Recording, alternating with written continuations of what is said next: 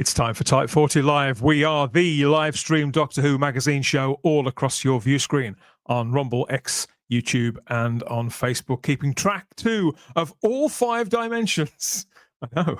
For all things Doctor Who, from way, way, way back then to the literally right here and the right now, all in front of a live chat full of fellow friends, fans, and companions just like you. And all of this talk of Christmas all of a sudden stop.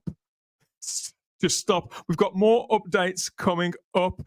We've got all the news, all the speculation, and all of the fallout too. Plus, we bid a fond, sad farewell to one of classic Doctor Who's most memorable villains, all coming next on The Big Who with Type 40 Live. And it's dark and murky here in the console room. I've got the lights down really, really low. Always do this time of year. It's mainly so the trick-or-treaters don't work out that I'm in. After all, hello, I'm Dan Hadley, Birmingham's king of the geeks. Welcome, YouTube, Rumble, Facebook, X, wherever you are. We'll find out who you are in due course. But settle down, relax, get something steaming on the go. If you can, if you dare, and join us for a couple of scary hours. It's always scary here to one degree or another, isn't it? A couple of scary hours of Doctor Who talk here with myself and the panel. Lots to get stuck into. Surprisingly busy week and plenty to cower from at just the thought of here in the deep, dark console room. Even scarier. Shooty Gat was there. Oh dear. Let's brighten things up a little bit with Charlotte Shields, I think. Hi, Charlotte. Everybody. Yeah. Do you get trick-or-treaters though around yours? Because I don't. Too many. Too many, yeah. I think there's too many old people around where I live, not enough kids. I'm a proper miserable bastard. I really quiet. See, I love giving this stuff out, but like I said, we don't actually have enough little ones around here that are up for it. No, well, that's the thing. In the area close to me, there's not that many little kids. It's all the ones who are about like 14, 15. Trick or treat. What they mean is, they want a packet of ciggies or some vapes. Yeah, I was going to say they've got a bit more attitude and they can talk back at you more at that age, can't they? That's their idea of a treat. Yeah, that I'm not. Yeah. Hello, have you been okay? Hello. Yeah, it's been like you said. We were thinking we were in a quiet zone for a while with Doctor Who, and this week it's gone bananas again. It's gone a bit crazy. Bananas, gone bananas! What a fabulous thought. Yes, some more monkey business, no doubt, over the next couple of hours. There is more to talk about, and other minds to pick our way at, to prize out some fresh takes and juicy morsels of what could they have possibly heard, what do they think? And yeah, so we've got a few people to bring on that weren't on when the news broke a couple of nights ago. Not the least of all, Mr. Luke Walters, the chief hooligan. Hello, nice to be back. Feels like it's been a while since I've been back on you, but it hasn't been that long, but it feels like a while. Sorry, I'm just realizing I'm looking at my monitor over here, even though the camera's just throwing me off a bit. Hello.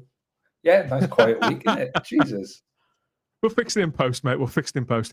Good to see you. Yeah, we've got a lot to catch up on. Of course, we have not just what's going on in the world of Doctor Who, but what you've got to say about it all as well. But how's your week been? You've been traveling around, haven't you? Sort of filming and mucking about and making stuff. Yeah, busy. It was down London, filming with Mr. Tom Rosenthal from Friday Night Dinner.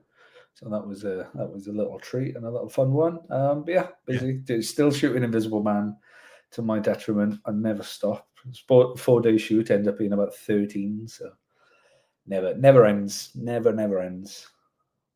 He loves every minute of it. Don't listen to the sub story, everybody. Links in the description to that as always. And the witching hour is some time away. You'll be pleased to learn, but we are softly marking Halloween on this edition of the show with such pictures as this from Tom at T Dwarf Productions. There, Tom Alford kindly sent this in. Some pumpkins and various bits and pieces. I don't know what those two. It's probably best I don't ask. But yes, that's going to set the tone very nicely, I think, for the conversation over the next however long. Who's next? From the home of Halloween. No, not Haydenfield. Just America. It's Mr. Gary Akers. Ooh, good evening, everybody. This is All Hallows Eve then, right? That would, I think that's Yes. today. That's how it works, yeah. So Dan, I actually have an idea. If you run out of candy, you can always give out all those spare Jody DVDs that I know you have stockpiled. Your house might get TP'd though if you hand those out to the kids. They wouldn't come back the following year, would they? No, there you go. Something to consider. That's it. Good stuff. How have you been, Gary? It's been an intense few days, hasn't it? Have you recovered? Are you ready for round 2? Yeah, I was going to say, these slow weeks when nothing happens are just like so boring, but no, this has been great. And, Type 40 has been the place to be. I mean, it seems like things are breaking every few minutes this week. They're all over the place. Look, see, rocking and rolling all around this place. Thankfully, we have real life time travelers aboard to make sure we can stay somewhat on track. And if we don't, then I can just blame Matt Pott. I usually do.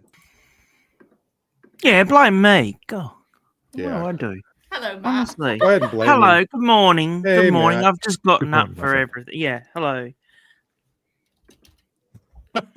Look at him smiling like a cherub. Good to What see do you, they? mate. Hey, Matt, what do they do in Australia for Halloween? Well, it's only really gotten popular in the last 10, 15 years, to be honest. But it's Same really, here. just much like you guys, it's really the candy factories that have been trying to push it. But to be honest, we don't want I don't want kids around here, so I try just to scare them off. So all year round. So Just be the resident grump, and then no Yeah. kids are gonna come. yeah, I'm one of the I'm that. I am. I'm like Monster House. I'm like, this is the house in the street you don't come to.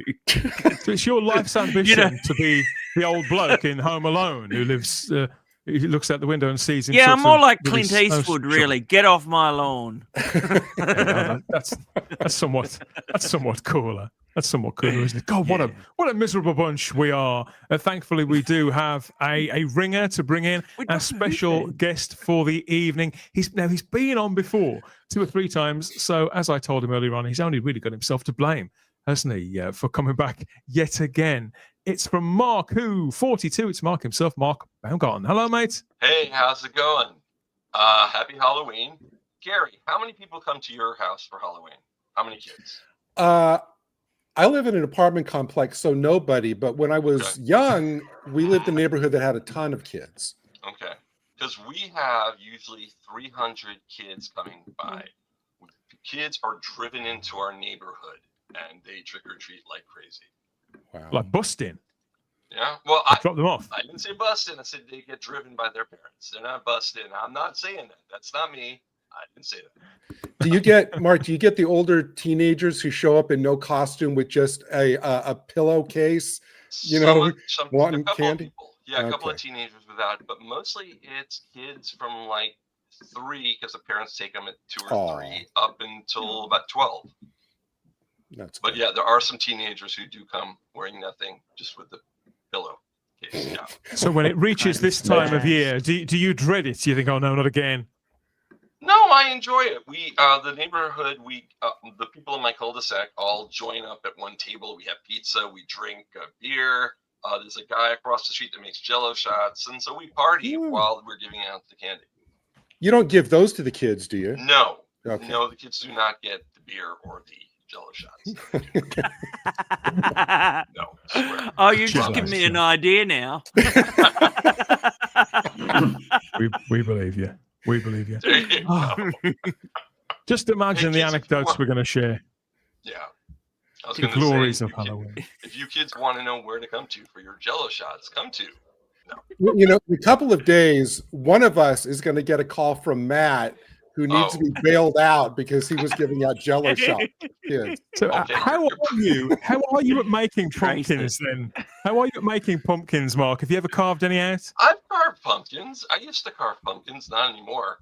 I don't do it anymore. But yeah, when I was a kid, used to do stuff. I I don't know. You would know, Gary. You know Mr. Bill from Saturday Night Live? Yeah. I would make Mr. Bill jack-o'-lanterns. Oh, that's great. Oh, no, Yeah. it's the Mr. Bill show. That's right. Anyway. You know, I was watching an episode of Words and Pictures the other day, British Words and Pictures from the 1970s, and they were talking about how he just carved out a pumpkin, and I was looking at it and I'm going, that pumpkin's a prop. It's actually made out of foam. And I was like, how could you have carved a pumpkin? That's not a real pumpkin. all my kitty thoughts of going back just totally ruined now. Yeah, Halloween hasn't really been, it wasn't really a thing when I was a kid so much, but it's got far, far more popular in recent years. So yeah, I've had to sort of get on board with it. After all, Luke, I'm so miserable. But yeah, aside from that, there's lots going on in the Doctor Who universe, as I'm sure you've noticed. That's what we do talk about here, Mark, as I know you do on your podcast. You hit a birthday, didn't you, the other day? How many years have you been doing that now? I think Mark Who 42 has existed for 14 years. The podcast is 13 years old, August. But today is yesterday would have been 14 years of Mark Who 42, because that's when I started selling books and merchandise at a little convention on that day. Congratulations and happy birthday for the other day. So we've been keeping an eye on the Doctor Who comings and goings in recent days. Some of them have been pretty big, some big announcements. Others have been smaller. For the more attuned eye, like I noticed, for example, that this logo, which we've been looking at for quite a while now, with its various purples and pinks, those colours in the mix, which I think are very 2023, 24. Those have been sort of very quietly blown out of the water by this brand new treatment of the diamond logo. Anybody seen this? Oh, wow. That actually stands out more. I like that. Yeah, it looks very 3D. Yeah. Traditional totally colours. 3D. Yeah. As well, I thought. So this was, again, timed with that big press announcement from a couple of days ago, and everything sort of changed across all the official accounts at the same time, Luke. I mean, it's some conclusive proof that somebody does manage those accounts after all, because I was starting to wonder. But there it is. And I do think this looks rather eye-catching. I think it was starting to look somewhat tired and humdrum, but back in the blue there, it's almost like a new version of the Tom Baker title sequence there. Yeah, and you can't go wrong with that, can you? So I'm really echoey to myself today. No, something's off today. I'm throwing myself off. I don't know what it is. I've been at work today. It's my annual leave. So it's nice to see it almost back. I can't wait for everyone to complain it's a PNG in the title sequence again because they haven't done it correctly. But it's a return to form for the logo. I still like the old taxi logo myself, so I'm quite fond of that one. So, but it's the most recognizable one, isn't it? Last 70s one was the Festive McCoys. Absolutely, I will die on a hill that is the worst logo I've ever seen for anything ever. I will die on that hill. Away. I will die on that hill. Well, this is what I would describe more as a graphic designer. I would call this a soft relaunch and realignment of the whole brand in the run-up, not just to winter, but to a year where there's not going to be really anything to see. So they fall back on such as the social media and the books and the audios, the greater brand, I suppose, to carry it through. So all the social medias have had a tune-up as well. It all fits. No doctors anywhere. Very kind of loose iconography, and the TARDIS tilted in such a way, it's only us, really, the fans, that can work out which TARDIS it actually is. So it's nowhere near as radical as the big rebrand from a couple of years ago, which happened literally overnight. That's the fastest rebrand I have ever seen, even working in the industry when all that kicked off. But this image of the TARDIS is absolutely everywhere, accompanying all the articles, all the interviews, all the speculation, and I think it's sort of ringing the changes, really. It's not quite a cloister bell, but it has called time on a period of uncertainty. But maybe there's another one coming on the way. I don't think it's heralded a renewal of hope as such, because people are more interested, I think, in other things, as this meme, which is doing the rest at the moment, very adequately demonstrates.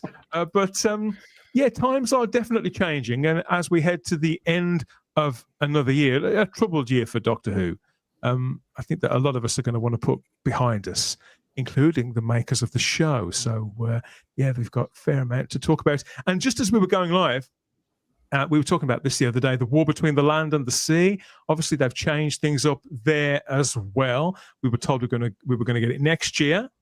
The Americans, you, Mark, Gary, you're still getting it next year. But in Britain, we're getting it. Well, we're getting it in a few weeks. Yeah, everyone else in In a few America weeks' is getting time. it next year. I'm getting it in December.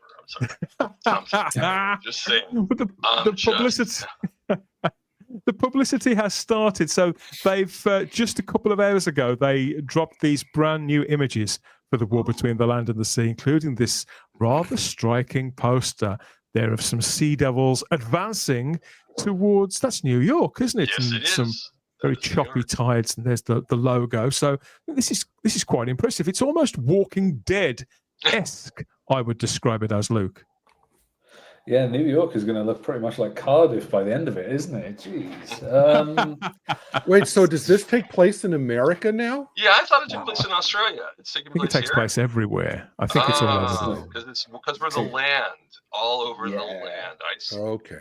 I see. It's the impression that I get. I mean, I do think this is a striking poster, but and the imagery that's been released to go with it is also very classy. I think those sea devils look sensational. But to be honest, the very least of my worries with this production is how it's going to look. Most of the last two seasons of Doctor Who have looked the business. It's just been every other aspect in which it's struggled to deliver. But had you caught these images, Charlotte? Did you see these on the socials in the last couple of hours? No, but like you said, it makes sense that they're going to have to pretty quickly start promoting this. Like, if it's out by the end of this year, they've got 2 months to do it. And it's a good move to sort of lead with the creature stuff, because that is the most unique selling point for this show. Because Unit's not unique; it's the same people. We're sort of fed up of Unit a bit, but if you can get some good monster fare on screen, I think that's probably going to entice more the fan base and some of the general public, to be honest, if they think, oh, that looks a bit scary. And to the general public, one office full of banks of computers and concerned-looking middle-aged women sort of staring into the middle distance. This could be any kind of procedural drama that's been screened on network TV all over the world, probably since 24 started, like 2002. So like I said, if you lead with your Sea Devils, that is going to be the better way, definitely. And that is I agree with you. That's quite a striking poster. Like, if you saw that just without any information knowing, that would entice people, I think, to be fair. Definitely coming in December sometime. Luke, excited? Yeah, you know what? I'm looking forward to it. From what I've heard, speaking to crew members, everyone's saying this is good. It's very grown up, and it's surprised to have it this early because, as you know, we've talked about, we were expecting it next year, so it seems very much like, you know, they're talking about the Disney deal and, this is part of the deal, and something must have changed. Or someone must have said, nah, it's done. So BBC are just like, right, well, we'll get it out now then. Just two fingers up to the mouse, and they're like, we're not waiting for you. You can have it after us. See you later. So it's quite interesting. But no, I'm looking forward to it. And Russell gets to keep his promise of having Doctor Who every year now, because we'll have Doctor Who next year as well. So I think it's probably as much about that as it is anything else. Yeah. No specifics yet, no actual date, no week, no mode of delivery. Obviously, they're going to confirm that pretty soon. But Matt, you mentioned something to me the other day, like after we did the last show. You said, Dan, I've just had this thought, didn't you? So what was this thought that ran through your head? Can you remind me?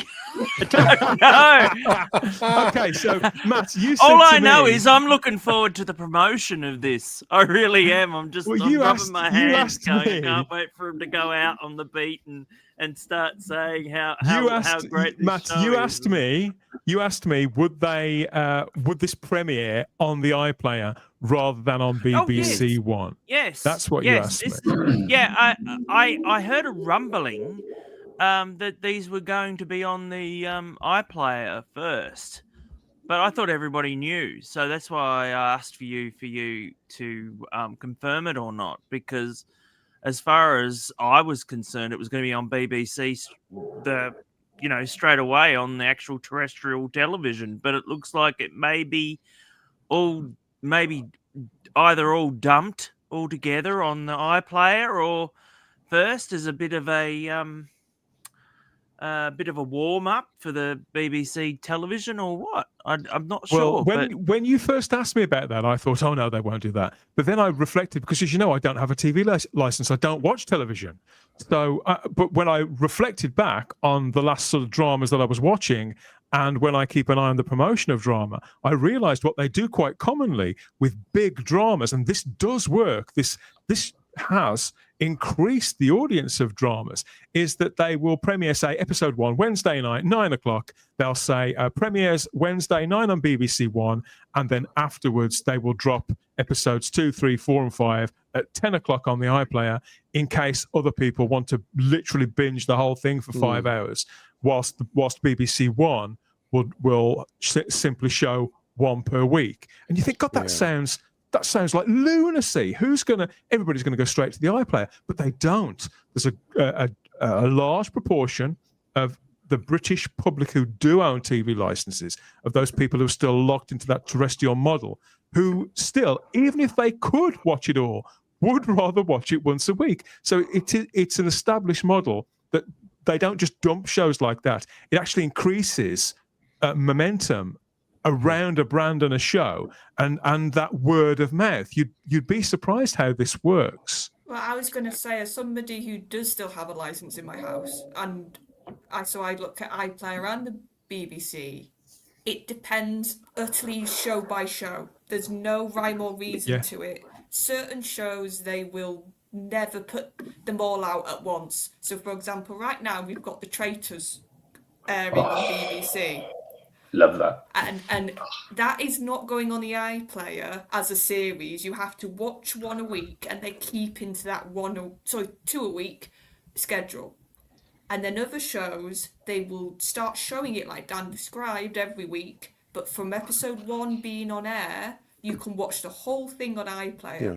So Do they do it with comedy as well? That Amanda Land sitcom, I think they do it with that as well. I know that they do that with Father Brown. They put all 10 episodes every season on the iPlayer, and then over 10 weeks they run the whole thing. This is what I was going to say. It's not about genre, and it's not about shows. I think they just they literally look at everything by a show basis and think, what's a big enough thing that it's going to be What's better got that sort of 4-quadrant appeal? Yeah. I have this idea. I'm thinking that they're going to put out the War of the Land of the Sea like they did Children of Earth, 5 days in a row. Yeah. We talked about that the other day. Come out Christmas, and so you have a Christmas special, and that's what my hypothesis is. Yeah, it'll be the follow week. Yeah. See, I mean, people talk about that, and we mentioned this on the last edition of the show the other day, because people always talk about Children of Earth, but again, I don't like to sound like a smart ass. Children of Earth was a long time ago. Broadcasting's changed. British TV's changed quite a lot in 16 years, and the TV schedules during the Christmas period, particularly on BBC One, are absolutely chocker full. So the idea of devoting potentially 9 prime time slots over that busy fortnight period to one drama, it's absolutely out of the question. Did they definitely say BBC One? Yes, I'm sure they have. All right. No, I'm I'm pretty just sure saying they have. because you're talking about dropping them all at the same time. Yeah. One a day would work, I think. But yeah, you're right. BBC's got so much on Christmas. You've got my EastEnders, so many hours of EastEnders you have to fit. You can't put. I forgot you're a big EastEnders fan, aren't you? Yes, I am. Good stuff. Yes, so And that's the Sea also- Devils. The brand new Sea Devils. Yeah, it's looks. I think this looks quite menacing, and They look it's very obviously. Ezra Miller, don't they? Well, it's a riff. Ezra Miller from The Flash. Jesus. Yeah, they look like the Flash. They Oh, all yeah. look like the Flash. Look at that. Yeah. I was just thinking, it's a riff on the conventional sort of Sea Devils imagery of seeing them coming out of the water, but we usually see it from the front, Gary. You know. I will say that of all, like in the last like 2 eras of the show, the last like 7 years, I actually think this is probably the most striking marketing art in years for the show. So, good for them. Well, none of them are wearing a dress that we can see. I mean, we can't see below the waist, so they could be. Yeah, But- well, there could be a Well, Penis. tartan skirts or knows? something like that. Yeah. Have to I wait mean, and find out, won't we? to me, the Sea Devils always reminded me of turtles, and they look more like fish because they've got fins on their backs and just I'm not convinced. Haven't they got quite a lot of fins on the original Sea Devils though, from 1974? No, Don't they sort of flap all down their Not neck really. and things like? I think this is a I can't striking remember. redesign. Yeah, on their neck, I can't wait to see them on screen. But as for the rest of it, they're heaven gills. only by the way. knows. The heavens are opening there, and are they going to shiver your timbers come December in Britain and wherever else? Obviously, it's 2026 for that, but they're coming to get you. Could they scare a whole fresh generation of kids who are allowed to stay up that late, or the adults for that matter? I suppose we'll have to wait and see. More actually people, something. I find more people tend to be frightened actually now, Gary, of AI than anything else. I blame the Terminator, obviously. Yes. The Skynet thing, they're going to come for us now. But now Skynet has started dicking around with their Blu-ray box sets, haven't they? So this was a story we covered last week of the season 13 Blu-ray box set, which premiered with enormous excitement, dropping through people's letterboxes, and I've got mine, have you got yours? And it was all over social media, just as normal. And then people saw some of the episodes, and that it didn't look quite as we would expect. It looked somewhat plasticky in places with the feedback because of the employment of some, let's be generous, groundbreaking AI technology to brush some of the episodes up. And next thing we knew, there was somewhat of a consumer feedback disaster, Gary. I think that would be how I describe it. Yeah, I think a lot of the conclusions now is that it's been applied, sparingly and well done in a few of the previous sets to where it's not noticeable, and now the conclusion seems to be that the dial, whoever was manning the dial, turned it up way too high, and that there wasn't, I don't know, maybe there wasn't like any kind of quality control in terms of people looking at it afterwards going, take a look at this and tell me if you think this is fine. So, which is tragic because everybody had been waiting for this set since the day they first announced this collection. Yeah, people Back were in furious 2018. last week when we talked about it on the last edition of The Big Who. And we did everything that we could to sort of to cover that substantially, whilst also celebrating the fact that the season had finally been released. But images were everywhere, and people simply weren't happy. Obviously, the season is made up of 6 classic stories that every one of these is masses of people's favourites, and so the disappointment is understandable. But obviously, when the dust starts to settle and questions start to be asked and hopefully answered, maybe we'll get somewhere. We'll get somewhere with it. But I suppose the customer is always right, Gary. And you've been keeping an eye at the customer reaction over at Amazon, I believe, haven't you? So what have you seen there? It's something that I just happened to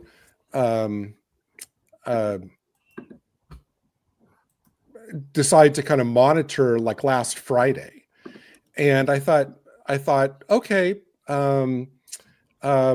this is interesting. I want to kind of keep track of the reactions and the 5-star reactions and how many have the 1 and 2-star reactions.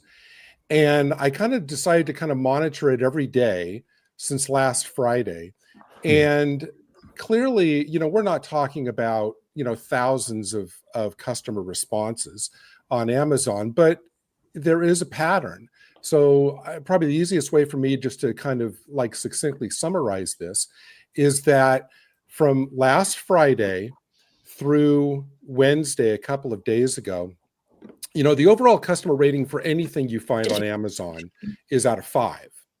So last Friday, the customer rating was a 3.8 out of 5. Wow. From about 40 reviewers. Same on Saturday. Sunday, it had fallen to 3.7, Monday to 3.6, Tuesday to 3.5, and yesterday was 3.4 from about 70 reviewers as more people were chiming in. But I think the more telling thing is that if you look at the 5-star ratings, because obviously everything on Amazon goes from 5 to 1, and last Friday, the first day I was looking at it, when it was a 3.8, the 5-star ranking was at 68%.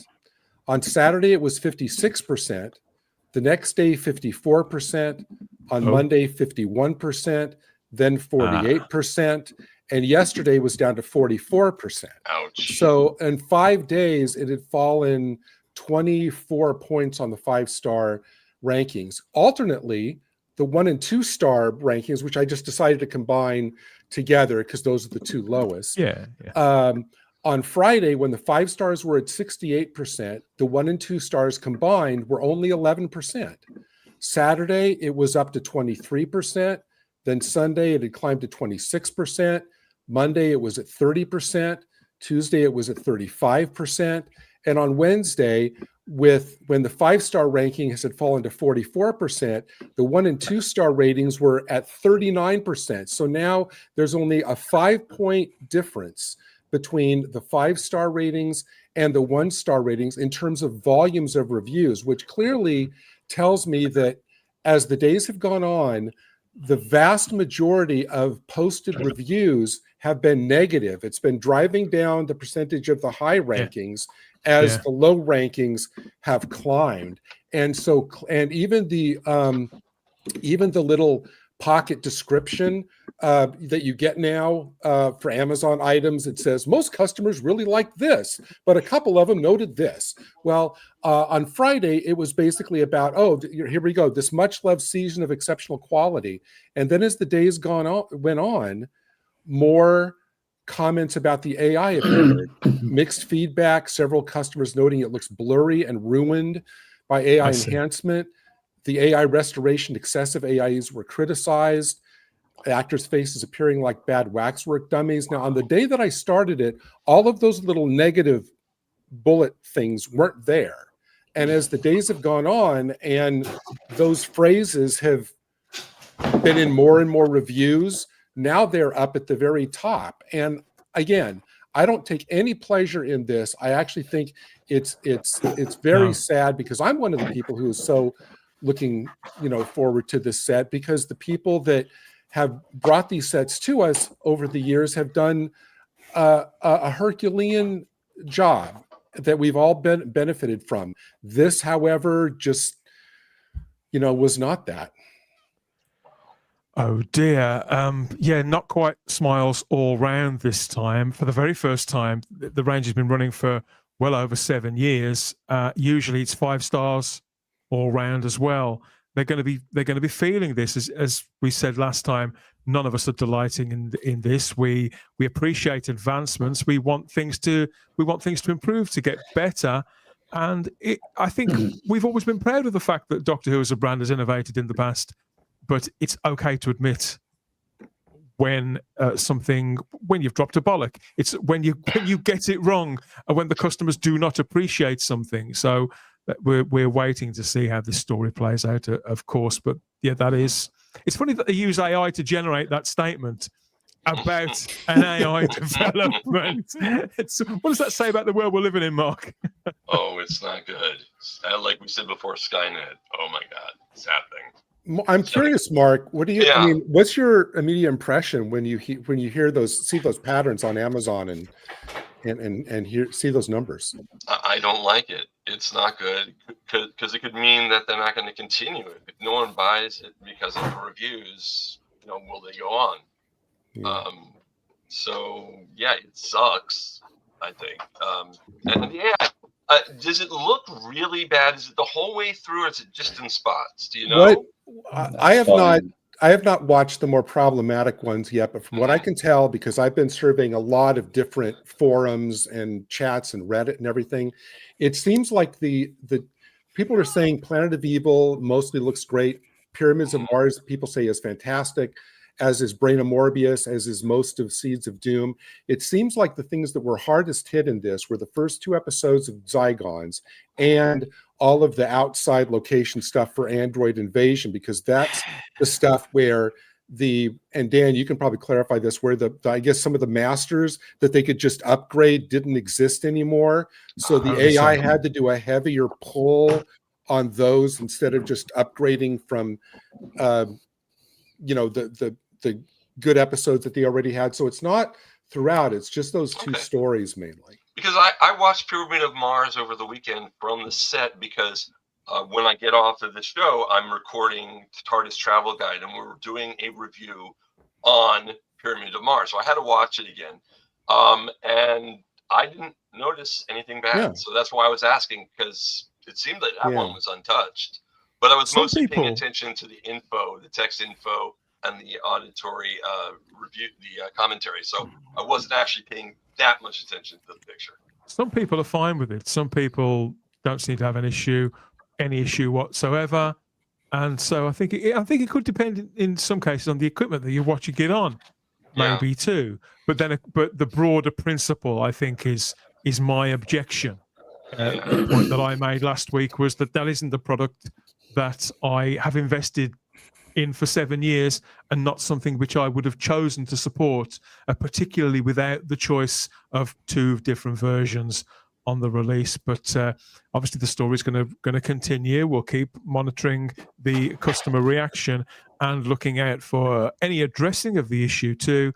If not in connection with this set, then anything that may come later on there from those involved. People weren't happy about this at all last week in the live chat. Let's go and see how they are this time. Let's go and say hello to our friends there waiting and watching. Welcome to Type 40.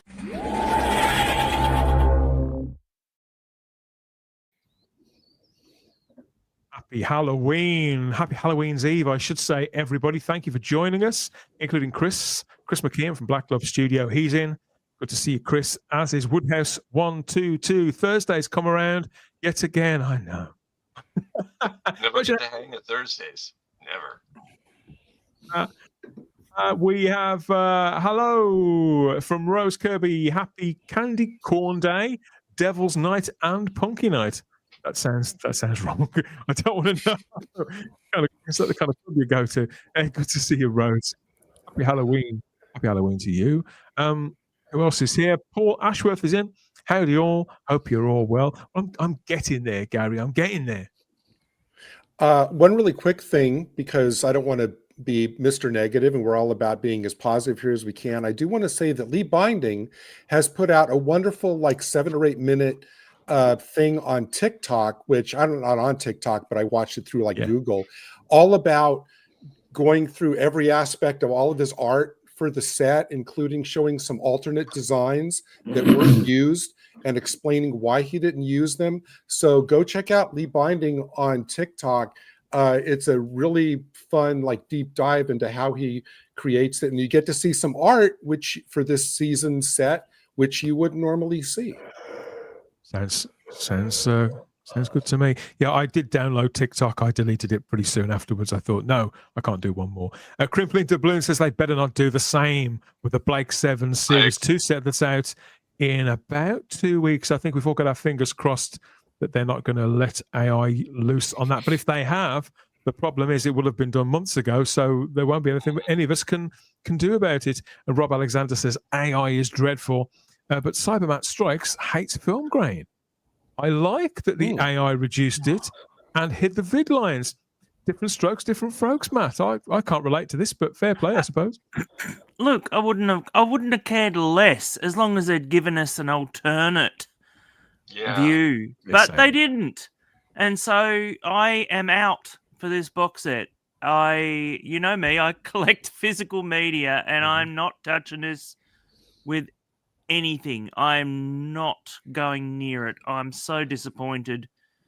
I knew from the start, from that first trailer, that what they'd implemented, and you did I warn knew me, that to be fair. they wouldn't just do it for the trailer. I knew that. There was no reason for them to do People it are still even in crossing the trailer. live chat as well, Matt, including the Zero Room. This is very sad. We've waited so long for season 13, and keep your DVDs. Advices don't go there. I think some of this, I think in any box set this would have been noticed. I think fans wouldn't have been happy in any box set, but because it's season 13, I just think if there was one of them to be extra careful or just have a little bit more of an oversight, possibly like Gary was talking about, it probably would have been a season like this one. I think that's some of the sting here for fans. The fact of the matter is AI is still experimental. Yeah. And really, it's not a professional tool to use yet. I would say it's probably about 5-10 years even away from being started to look at for professional use. I actually... sorry, Luke. Not on board with it, simply. I get paid a good wedge to use it every day. So I have access to Ian Levine's AI reconstructions of the missing episodes, and they're not bad. I mean, they're better than seeing a still and then a still. They're pretty good, and he keeps updating them. I just got Space Pirates Part 5 again today, with an updated AI. They look pretty good. As you know, Ian is a friend of the show and keeps us informed about his various projects, and we've always stood up for and appreciated everything that he's done too. And several other people working in different corners with different sort of mixes of technologies, mixed mediums in effect, in a digital world, to achieve sort of parallel results that are different but the same. It's fascinating. It's a fascinating time. But obviously, it's all heading in one particular direction. We've just got to be patient and see where it all goes. And thank you, everybody, for the comments in the live chat. People are still salty about it, and I'm definitely one of them too. Salty as a sea devil. In fact, let us know what you think about the war between as well. We're going to touch on some more of that later on in the show too.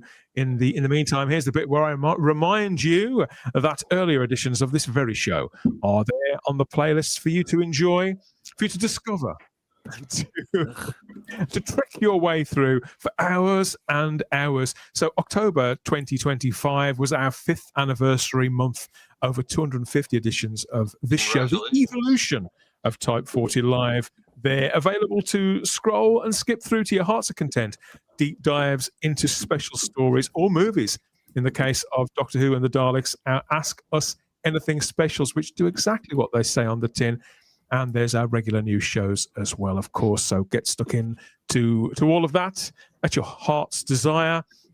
This Type 40 podcast, of course, across all major podcatchers too, and our home feed at type40.podbean.com, as always. What's that? Who's that? That's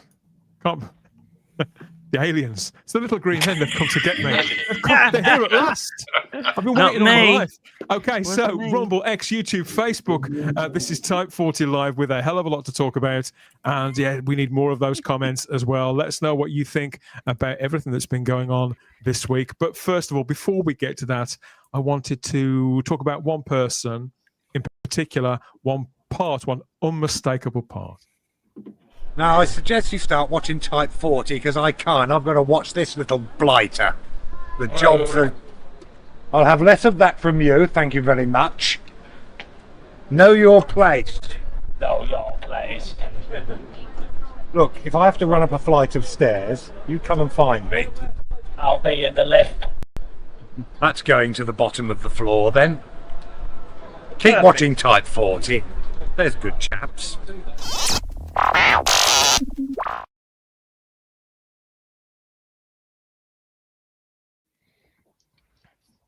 Yes, so a few words about actor and writer Nabil Shaban.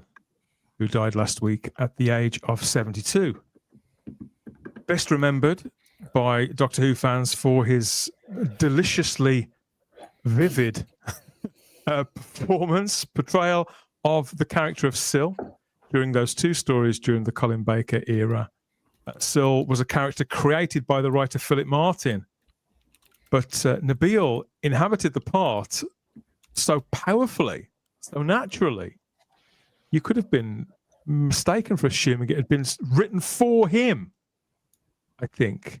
I remember seeing Vengeance on Varos when I was like 11 years old and just being captivated by this character, being repulsed and yet completely adoring him at the same time, hanging on every word and wanting him to come back. Doctor Who had by that point, I think, sort of fallen out of the habit of delivering really memorable villains in this way. Nabil Shaban's turn as Syl really, really stood out and still does now, 40 years since his debut. And Nabil Shaban was an active member of the Doctor Who fandom as well. I mean, what a loss, Mark. Yeah, I agree. I got in 2014 on my show. We got to interview Nabil, and we went through his whole life, and it got a little political because he was politically but he was a very warm man. He seems very sincere in anything in his life, and he will be missed. He will be missed. He was born in Amman in Jordan, and as a child was diagnosed with brittle bone disease, which meant that he was required to move to England for medical care. And he commonly spoke about how he grew up in a series of hospitals and residential homes. Yeah, a tough life at a tough time, post-war Britain, and yet this man really, really lived. Gary, he seemed almost unstoppable. Yeah, it's a testament to him that in just 2 appearances, he would create, one of the great villains from latter day Doctor Who that's still remembered and doing like fan productions, as well as I think that he was also going to be in the original versions of season 23, right? One of the stories, and then it got changed into Mind Warp for Trial of the Time Lord.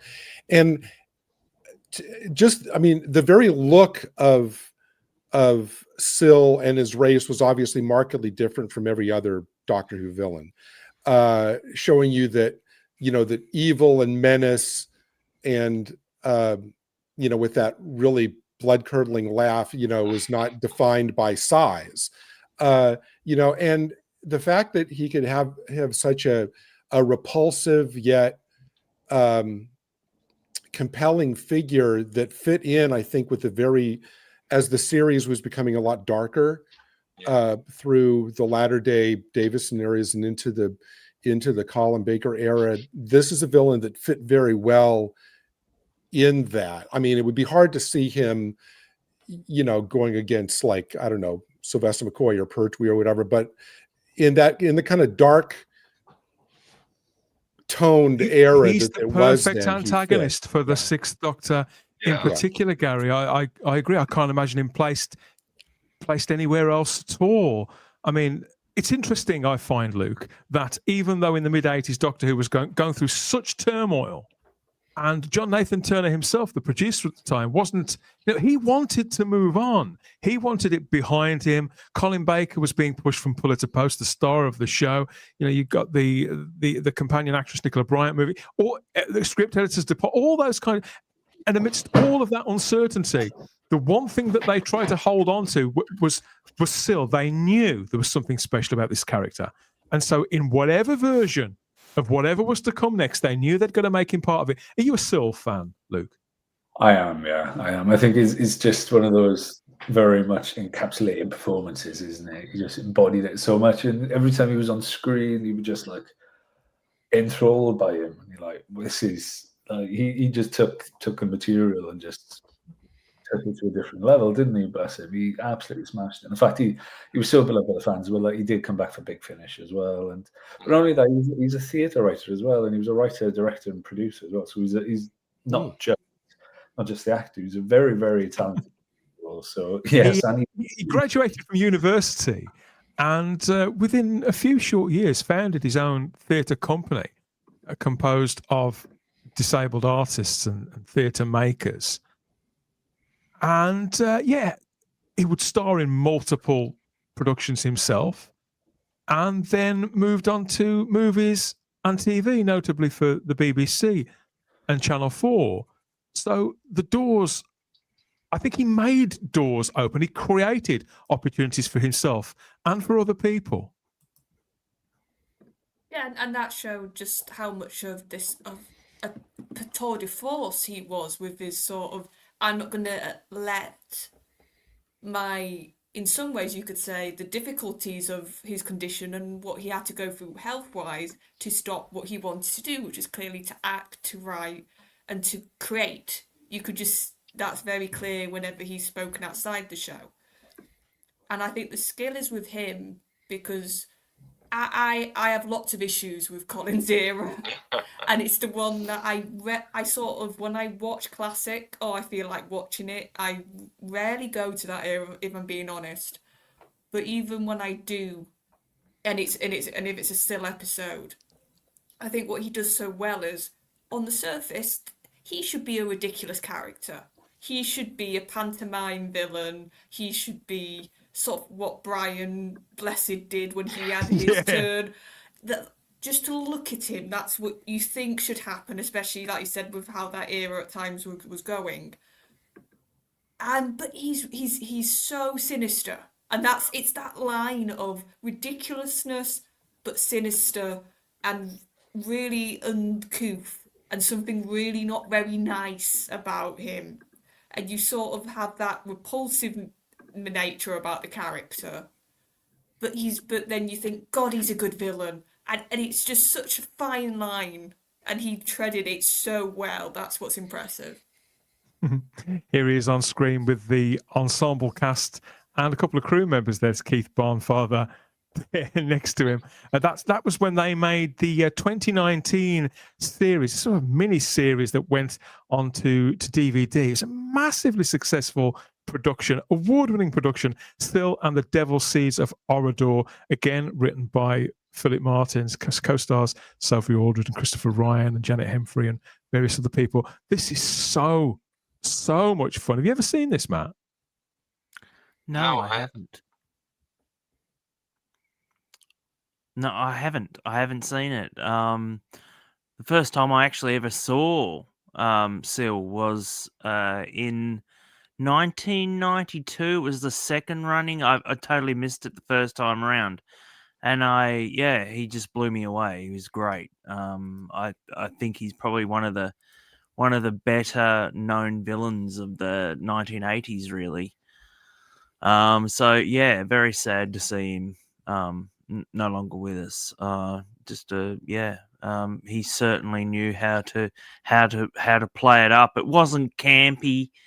It was he was it was broad, but I don't think he it was quite nasty little slug, and I always liked that interview that they did on, I think it was Blue Peter, where they rolled him out and like he was explaining what he was eating, and that they were dyed peaches and stuff, and it was just the fact that he was still looking pretty evil, and you wouldn't trust him, to turn your back, even though it was just the actor talking in the suit. So yeah, it's one of those rare occasions where the actor is actually seen through the costume as well, because a lot of the time, they would have probably put a mask or something on him, but the makeup was so well done that he really did show how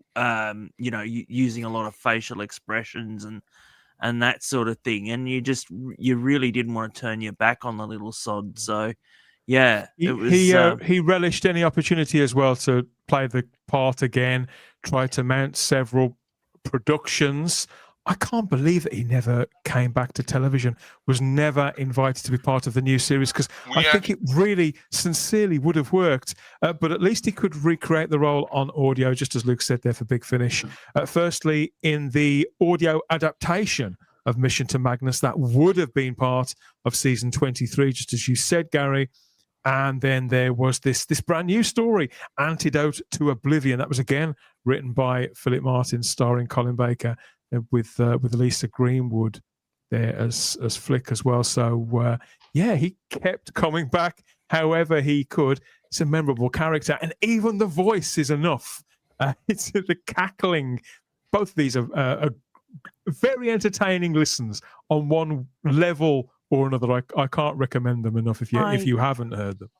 I think there's a reason why he didn't come back, and especially after all the remits that was made, that we need to be more disabled friendly and everything. I think it's because he was playing the alien, and they didn't want to put him in that have a disabled person as an alien. They'd rather have them forefront and normal acting, and I think that's part of the reason why it was a double-edged sword, really. I mean, they wanted it one way where you couldn't display a disabled person as being a villain, so and yet you had this classic character whose actor suited the part because otherwise you would have had legs under the table and all that sort of thing, if it had been a normal person. So and I mean, they've used disabled people before, amputees and so forth to to like play other villain type characters, like in zombie films and that sort of thing.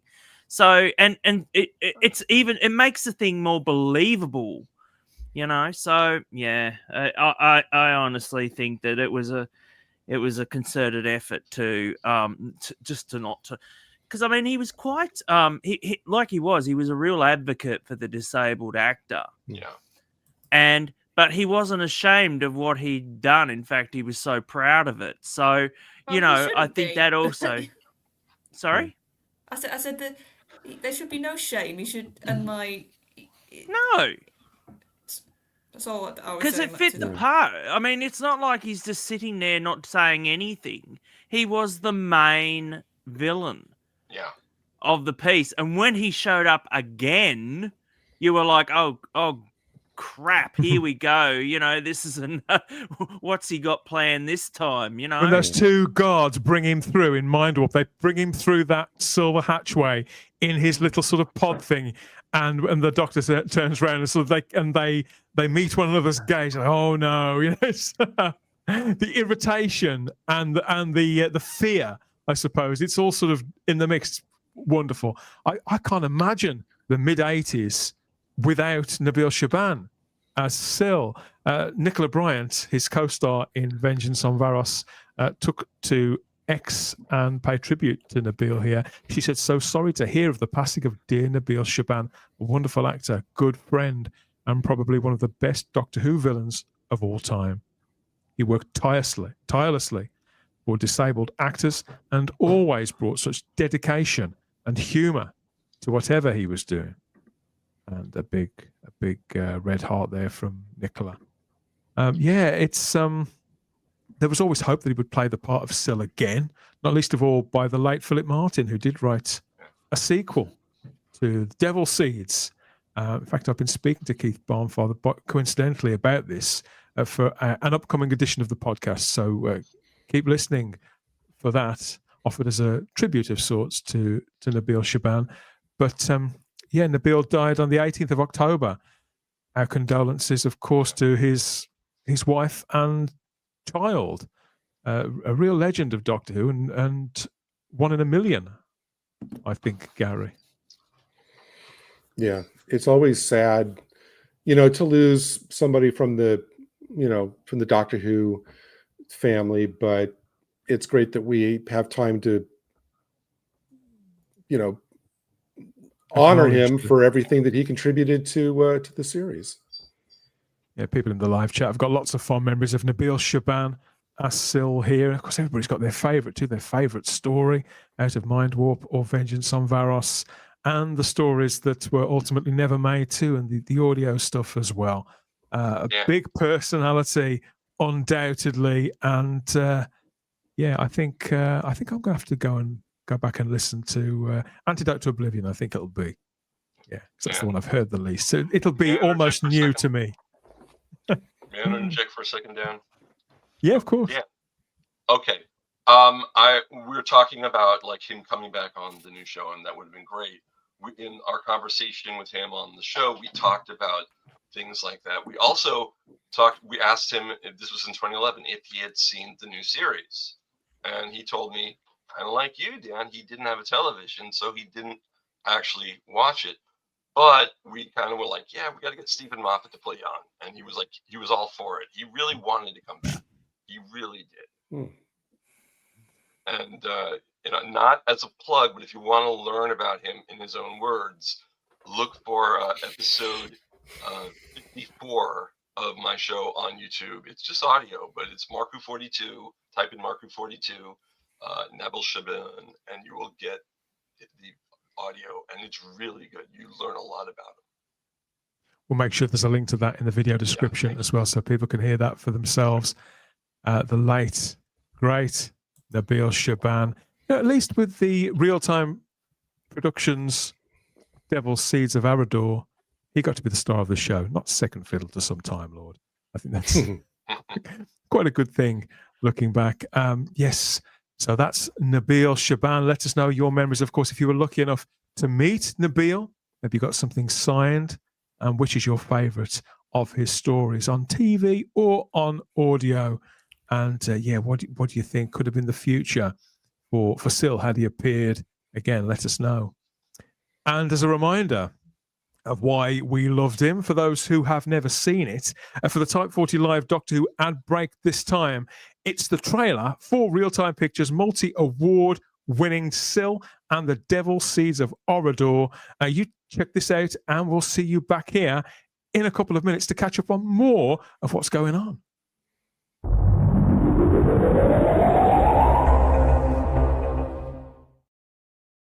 Welcome back, Envoy Syl. You can't do this to Syl! You are accused of introducing a hybrid cocapherline drug commonly known as devil seed. After the sentence has been carried out, all that will remain of you, Syl, is a puddle of green slime. What is that? Cormadol will fall into a pleasant, if somewhat endless, sleep. Mistress now. What of her? She used her wiles, her beauty, to tempt me. If you have love for me, do not mention my name tomorrow. Show me the way to solve this deadly dilemma! If we are to save you, if I am to represent you in court, you must tell me how this whole sorry saga first began.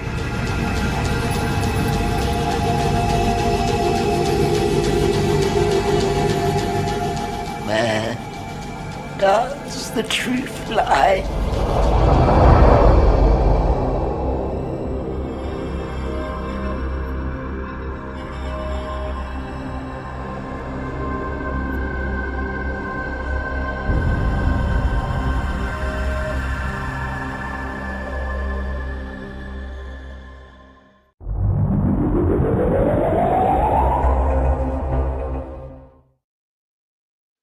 That was Nabil Shaban one last time as Syl there. And this is your Type 40 Live on Rumble, X, YouTube, and on Facebook too, covering the past, the present, and the future. There is a future, it turns out after all, of Doctor Who. Welcome back. Okay. he's not looking too happy. Yeah, it's not all about you. It's not always all about you. Okay, are they back at the panel here? Let's find out. Are we all present and correct-ish? I think we are. Yes, here they are. So we've got Charlotte Shields here. We've got Luke Walters there. Matt Potts here as well, too. Back from his holes, from his jaunts. And Mr. Gary Akers all the way across there as well, sporting a super hat. I've only just noticed that.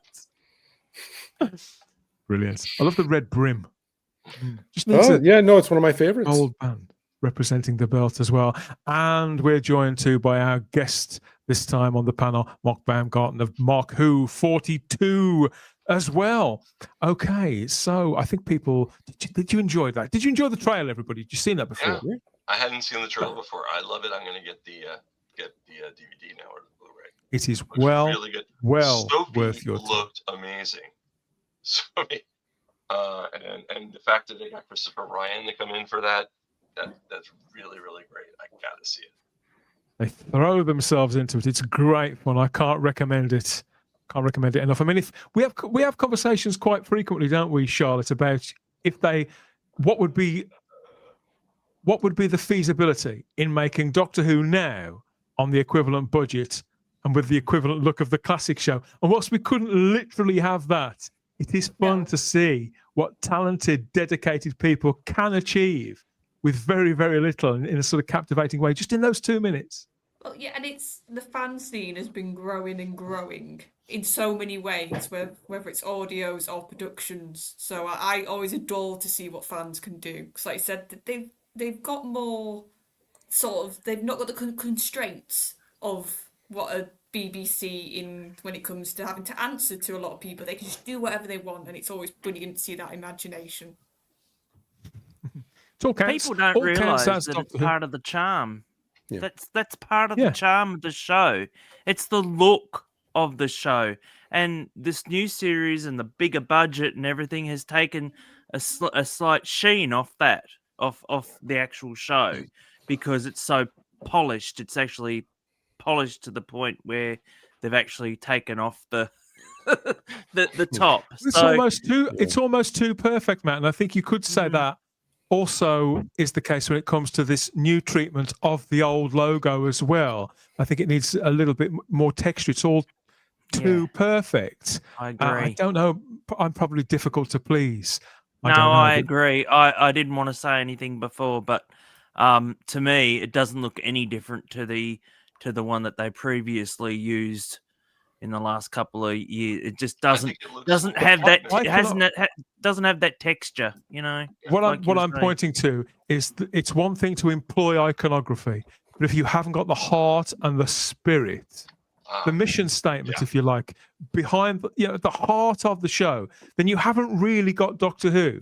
I think they definitely had that when it came back in 2005. I think that Philip Segal managed that in '96. Come to think of it, when it's not there, we notice. We really notice, and we notice because this is your Big Who, where we have lively discussions about the pressing matters of the week across the Whoniverse. So of course we're going to notice. And this week there's been quite a lot. Come to think of it, quite a lot. So we're reconnecting now with the huge Doctor Who news this week. It was revealed the writer of the upcoming Christmas 2026 special, which everybody seems surprised to see coming, apart from us, Luke. That's been revealed as Russell T Davies. After all, one last shot, maybe, I suppose we'll find out. But so Russell's staying quiet-ish, but he will be speaking soon enough. So he is a speaker at Leeds Trinity University's Journalism and Media Week. So this is just a couple of weeks away as of time of recording. And this will be broadcast on the BBC as well. Leeds Trinity University says this event provides students with a valuable opportunity to learn from a range of experienced media professionals working in TV, radio, podcasting, print, film, and beyond. Why is he going to be there? Well, the blurb also warns us that Russell T Davies, he's going to be giving a speech, everybody. I'm afraid he's going to be giving a speech. Not always good news, but he's going to discuss being the lead creative the lead creative mind behind the modern era of the world-renowned science fiction series Doctor Who, and share his predictions for the future, the whole future of TV. So just a few weeks ago, Gary, he was almost making out like this was nothing to do with him anymore. It's strange business, isn't it?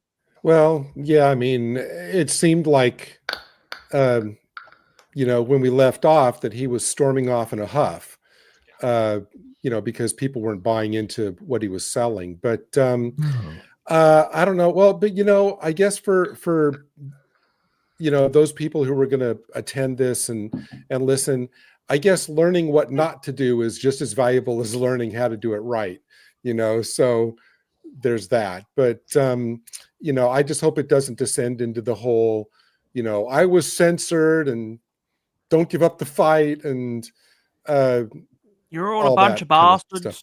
That'll be the general gist of it. Yeah, everybody's going to be censored. Everybody's going to be this and that and the other. Yeah. Everyone that's going to be is going to be oppressed, who's part of whatever particular. We're heading into a groups. dark time.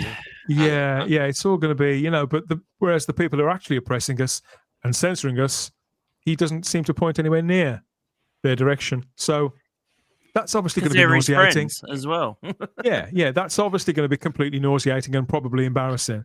But perhaps when he talks about Doctor Who, we might get some inkling about where he is with that in the here and now, because this will be his next formal engagement, his first formal engagement following the announcement of Disney's exit from that co-production deal, which Russell T Davies himself, let's not forget, he's the one who stridently pursued this for a couple of years. There's going to be some other speakers there as well from The Guardian and the BBC. So you get the general gist of it, Luke. I think it's going to be pretty much one-way traffic, but it is getting broadcast on the BBC, so we'll hear for ourselves. Yeah, it's quite. I don't think Russell was the one pursuing it. I think it was. He claims that he was. It was Piers Wenger. He took the credit for it. Yeah, but I think he's backtracked a little bit. So Piers Wenger, I think he produced Series 5 with Moffat, I believe. That's right. But he's now high up in the BBC, and I think he approached Russell about coming back because he said he wanted an exec that he felt could deal with thousands of executives with a streamer, and Piers Wenger was like, "Oh, it deserves to be a Stranger Things level budget." So they got Russell back, and yeah, it went all Pete Tongers. If anyone wants an interesting read, just go have a look at the Deadline article that they posted. Absolutely ripping Doctor Who a new one, and especially Russell as well. It's quite like, yeah, the gloves are off from Deadline. They just absolutely tore into the show, and not so much Russell, just his writing and the ideology behind certain casting, certain characters, and politics. It was quite an interesting read. But yeah, we've been saying for a while. I think I said on this podcast a couple of months ago now that the plan was always a 2026 Christmas special and then a series in 2027. I don't know if this. I've messaged a couple of people to see if that's still the plan. It looks like the BBC had to coax Russell back to do this one. If he's going to do any more than that, because season 3 was there and ready to go, or if he's just going to be like, right, cool, come back, begrudgingly do the one, tie up. In the end, he's going to tie up 14 and 16 and put them together, and then they saunter off and then leave the next season for whoever's taken over. So this is your pitch for what you believe will happen in the special that he's confirmed to be writing. He's going to tie together incarnations of the character, do you mean? It's my pitch. I think he's going to write himself out of the hole he put himself in. I think that's why I'm glad he's coming back, so he has a chance to do that. And then maybe he is gone, and that might be a good idea, might be a bad idea. Because the thing is, Mark, we're all in that hole, all of us, not just him. Yes, yeah, everybody connected, both who makes the show, who could make the show in the future, who made the show in the past, and everybody who consumes it. We are all in that hole with him. Right, so hopefully and there's only him that's got the shovel. Yeah, hopefully he can get us out. Maybe. And I do have a question. You mentioned season 3. Is it going to be season 3? Or is it going to be series 16, or series 14, and just let it go? No, it'll be Who. That all No, seems it'll be so. series 1A with an asterisk. The arrival of an actual series seems so far in the distance. I'm not even sure it's worth speculating on, because I tell you now, when they put this special on, I can't see us hearing about the series that will come afterwards until some distance after that's even broadcast. I've got the feeling. Russell T Davies hasn't said much about any of this yet, but he has been over on his preferred social media platform, that's Instagram. So, and this was quite a short period after the announcement, but he didn't really say a great deal. He just posted that image of the TARDIS that we've all seen now a lot over the last 48 hours. And the caption that he attached to it said, "Here we go, away in a danger. Jingle hells, silent blight, hark the weeping angels sing." Oh God, this is nauseating. Oh come all ye Naimon, and then a thinky face emoji. So the idea is that he's sort of saying, what do you want? What would you like to see from this Christmas special? So there's not really anything there. It's just his acknowledgement. Yes, I am doing it. But I do wonder, when I look at this picture of him sort of decorating his Christmas tree there for the Radio Times, he's clutching one particular action figure that I do wonder, could that be foreboding? Have to wait and see. It was funny. As soon as the news landed this week about Russell writing this special, literally I felt like the next breath everybody took was, and Tennant will be coming back. Yep. It was just universal in the fandom. I saw everybody make the joke, because the problem is, I think this special, they're going to throw everything possible, every bit of nostalgia, every bit of do you remember this? So because there's nothing else left, is there? Yeah, and that's because I think they know nobody will watch this special in the sort of the spirit of, let's see because I'm excited about the actual episode. Yeah. They're doing it because either they want to see how Billy gets resolved, or like I said, they will chuck Tennant, Billy. I've not seen this rumoured, but this is just my speculation. I won't be surprised if Tate gets coaxed to do a cameo as well. God. I think this is going to be the most... if you think Russell was indulgent before with his own era and celebrating his Doctor Who, I think you've not seen anything yet, folks. That's just my feeling. We will see. I don't think though that we should get Billy Piper yet. Well, the reaction's just like, oh, I got to do this now. Oh, I don't think we need to. I'm sure that social media will get to the point where it's like, only Russell can come in and be the one to resolve everything. The six of us could workshop probably a great script and that would resolve everything that needs to be resolved and leave it open for the future and be probably a darn good show as well. I don't think that only Russell T Davies is capable of. No, I'll come in on that. You guys want to write it? Let's write it. Yeah, I'm all for that. Actually, workshop it, can't we? And then Luke can film it, and then it'll be like the official alternate version. Yeah. Okay. It's a deal. Farsight in the live chat here, watching on YouTube, adds here, giving Russell T Davies the gig of salvaging the car crash is like sticking your head in the guillotine and thinking the executioner won't pull the lever. Okay, I take back what I said. I don't think he can do it. I go with that. Oh yes, so people aren't full of too much hope. But when you saw this news break, Mark, of the special, how did you react? Were you surprised? Were you delighted? Are you fearful and weary? Well, okay.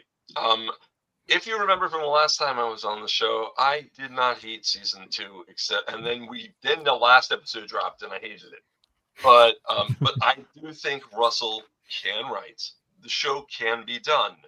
The hole that he dug himself into, Billy Piper. Okay, I read somewhere someone said, "Oh, what they should do is that Billy is actually been put there by the Celestial Toymaker, and that Judy will appear in this special." No, please God, no. But Say what you think. Yeah, but no, The story, I'm the plot looking can't be. looking forward Well, to plot, it. the plot It's a to long it, way away. the plot to it cannot be convoluted because No. the way out of that hole that you described, Mark, that's already convoluted. So you can't compound one thing on top of another like that, particularly on Christmas Day. People will just switch off in 2 minutes flat. I have a question for you. If the Shooty era was supposed to be a new beginning, right? And for people around the world who never watched Doctor Who, then why the hell was Pyramid? Why the hell was Sutekh? And why the hell was I don't even think Omega was. God knows. But why would you pull those things out, which the people who are not trying to be getting to watch the show have never heard of? And so I do think there was a misfiring on the writing, and Russell, I think, did mess up. But I did like most of season 2, and I will watch. It's a long way away. It's a long way away till next Christmas. So I'm kind of trepidatious, but I'm looking forward to it. I am looking forward to it. I'm just hoping, like you said, it digs out of the convolution and not bury us in even more. Because I don't think there's much more to bury us in. How about you, I don't Luke? think I've said this on I don't think I've ever said this on my show. I think this is the first time I've given that opinion. Thanks, Mark. How about you, Luke? I mean, when it gets to these periods where Doctor Who is off from anywhere between a year, 18 months, as will be the case in this. I mean, do you get antsy waiting for it to come back, or do you just go and watch other things? No, I think that's the way TV is made now, isn't it? It's how long have we had between Stranger Things now, and how long has it been between Wednesday? It takes years and years and years now. You're no longer we're having Doctor Who every year, we're having this every year, and back in the day when you used to have like 24 episodes of Friends every year. Everything is going the way of everything wants to look like TV wants to look like a movie. But do you think the general viewing public in Britain draw that comparison when it comes to a show like Doctor Who? Because they would never do that. For example, they would never wait 3 years between series of Strictly Come Dancing or even say Casualty or other popular dramas. Well, I think it's different because Doctor Who has international appeal. Obviously, Strictly is a select format. It did. It did 10 years ago, ironically. But I think if you look at how long is it between Line of Duty now? The last season was like 5 years ago, and people are still clamoring for the new one. These type of dramas that internationally remembered. Is it really that long? Yeah. David actually corrected me on it because I didn't have a clue when it was out. But I think with the boom and with the Matt Smith era and with it becoming global, I think they want more eyes on it. So you want your show to look so polished, and then you got Game of Thrones coming out and ruining TV completely by having $7, $10, $15 million an episode. Then everything wants to look like Game of Thrones, so everything is trying. So then it's costing more money, so everything's taking longer. Then it's going to post. So so basically Game of Thrones ruined TV. That's exactly what I'm saying. Game of Thrones is to blame for everything. Well, now you mention it, it was somewhat of a watermark, wasn't it, for high level, high budgeted drama. And I think that would be the same whether it was genre content and that's regardless of the shape of the actual show, but the expectations of it, the audience growth year on year for it, the appetite. It showed them what could be possible, I suppose, and perhaps they've been chasing it ever since. I think that Stranger Things is the only thing that probably comes close, because Squid Game couldn't match it. They had that big breakout year, and then afterwards nobody really cared. And there's several other shows that are they're hits for one season, and then they do more, and the other seasons are probably okay. But The Witch is a prime example. They lose the momentum, they lose the interest, and people are just on to the next shiny thing. I don't think Doctor Who can afford to exist in that ecosystem. I think it can, because the shows like Squid Games, for example, they're all original IPs. So this is literally what I was talking about on another part. So they're all original IPs. And obviously, when you put out like a Game of Thrones or Witcher's had some mild problems with like Henry Cavill leaving and them deviating from the source. Yeah, putting it bluntly, but deviating from the source material as well. But then Game of Thrones, the books are there as well. It's the stuff that is the existing IP is people will wait around for. It's like people complained that when they waited 2-3 years for Wednesday, I think it was three years for Wednesday, but that's people, and that was 8 episodes, but those 8 episodes done well. But again, that's an existing IP. People know the Addams Family. People know Wednesday. They know what they're getting into. If you have one series of Squid Games and then series 2 is 3 years later, then series 3 is 6 months after that, it's a bit like, oh, okay. People are like, they kind of forget it and move on. But when you have fans of existing IPs, that when the show dies off, is like, right, well, I can go play the games, I can go watch X different version, I can go read the books, have a look at the comics.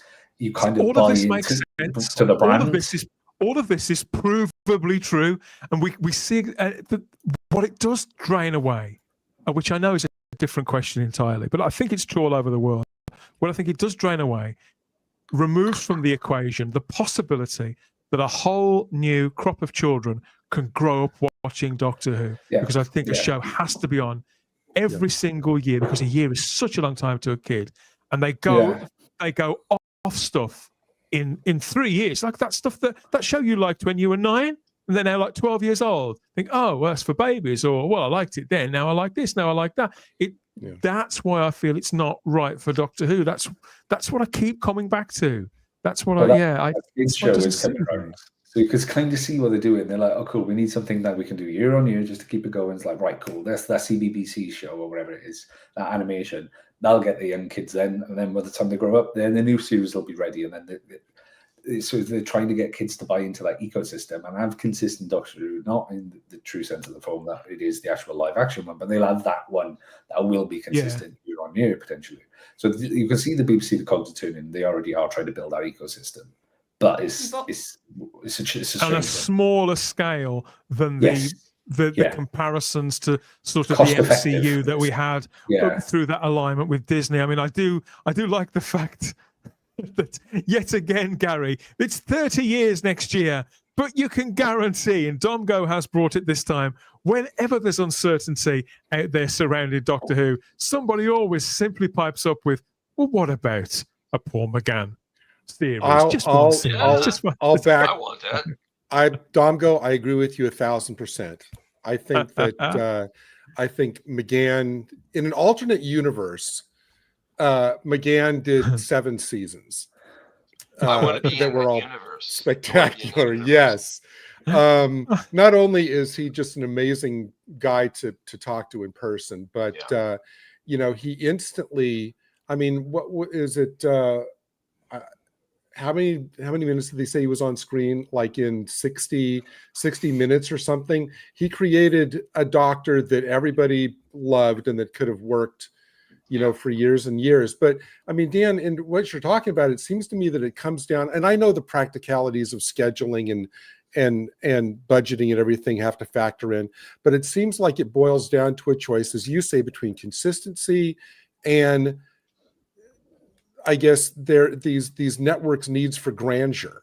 It's like it has to be high budget. We have to put all the effects in. So it's like on one side or the other. Do you want consistency and all the positives that come with that, or do you want every few years but have it be totally high budget and grand? I'll opt like you, Dan, for consistency every time, but it seems like everybody's opting for the grandeur part of it.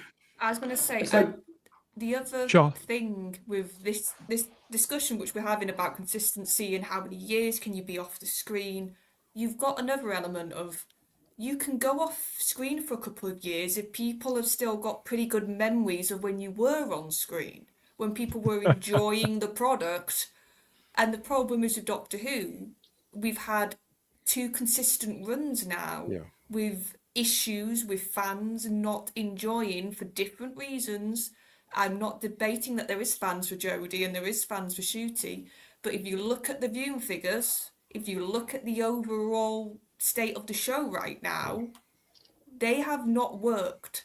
So the more you're off screen when the last 2 Doctors had issues and didn't work, the glory days of when Tennant was first in the role, or when Matt was in the role, or when Peter was in the role, they seem further and further away. And it's harder, I think, to recapture that sort of excitement and that need to want to watch it when you're not been encouraged, when we've sort of had this really turbulent time. That's been the consistency, weirdly, we've had for the last couple of years, if nothing else. So that's Consistently what we're bad. fighting against. Total downwards death spiral now for about 8 years solid. Largely, I hate to say it, because they were stupid enough to take the bait and cast a woman. Okay, so what next? What now? In the last 48 hours, I wouldn't say everything has changed, but there have been significant developments that weren't necessarily a surprise to the viewers and listeners or the panelists here on Type 40. But in the meantime, if you're coming in late, if you're coming back from a holiday or a really long hangover, or a prolonged period, as Charlotte was saying, of understandable disinterest, here's what's actually happened. So the BBC have gently confirmed the co-production partnership with Disney Plus is over, to the surprise of absolutely no one in this press release a couple of days ago. BBC confirms future of Doctor Who and a new Christmas special for 2026. Hooray! I think they thought we were going to put the bunty up, but there's not really much there, really. Obviously, Bad Wolf continue to make this. They're going to be the co-producers, Bad Wolf and BBC Studios, still with no replacement global streaming home or co-producer in the equation at all. But we did get this new graphic, which is absolutely everywhere, and the BBC restating resolutely several times that it's committed to the show's future, and backing it up with mentions of the spin-off, mention of the CBeebies show for younger ones. So again, they're trying to underline the fact that the brand isn't dead. I mean, we looked at, in some detail the other day at the full press release and the various statements that were there, mostly from Lindsay Salt, the director of drama. And she thanks Disney for being involved in the first place. So again, it's all very civil, Luke. It's all very mannered. It's quite clear, but the soft language, not just regarding Disney, but in appeals to the audience and the fan base too. I think that's noticeable. I don't think the BBC have ever been so subtle in the way that they've announced anything to do with Doctor Who before. So gentle. Yeah, it come out of a very left field view, didn't it? That it was just like, oh, cool, here it is. You are getting it. I'm surprised they didn't wait so long to announce. If you're going to announce it a year before, I don't know when they're gearing to go up into production, but the BBC could, sorry to go back, but the BBC couldn't be doing this consistently if they wanted to. All they'd have to probably revert back to the old studio format like they did. Just look at what they produced Casualty year on year on year on year on year on year on year in Roselock. So yeah, they are able to do it. Obviously, Casualty is a lot less VFX heavy and stuff. Big cast, big cast, big crew. Massive cast, massive crew, all studio bound in Roselock as well. So it is doable. If they wanted to, they could probably be like, right, cool, let's take Doctor Who down the Casualty route, take it back down the classic series format, and just make it like this. But I don't know where the future is. The 2026 Christmas special is, I think it's just going to be. It can either be really good or horrendous. It's one of the two. It's absolutely one of the two. They keep telling us how much the show means to them and how important it is to the BBC, and yet I haven't really seen much indication of that over the last 2 or 3 years. It seems they've been quite happy to palm every responsibility for it off to whoever else, and now they believe that this is enough, I suppose, as a holding card in a holding pattern for however long they need it to be there, Gary. I mean, it's been a couple of days, obviously, since we first talked about this, and it all happened so quickly in that 2 or 3 hours. Have you had any further thoughts on the matter? For as much as this Christmas special is shaping up to be kind of the period end of sentence on the last 2 seasons, it's going to have to at least look and feel a lot different, because it's not going to have the $8 million per episode Disney budget that the rest of his series will. I think if it's just the BBC funding it, maybe like 1 or 2 million, maybe at the outside. So they're going to have to make this special for like a quarter of what all the other episodes, have been. So at the very least, it's going to look different then. But again, how much furor and anticipation can there be for something that's coming as the tail end of an era that nobody really liked?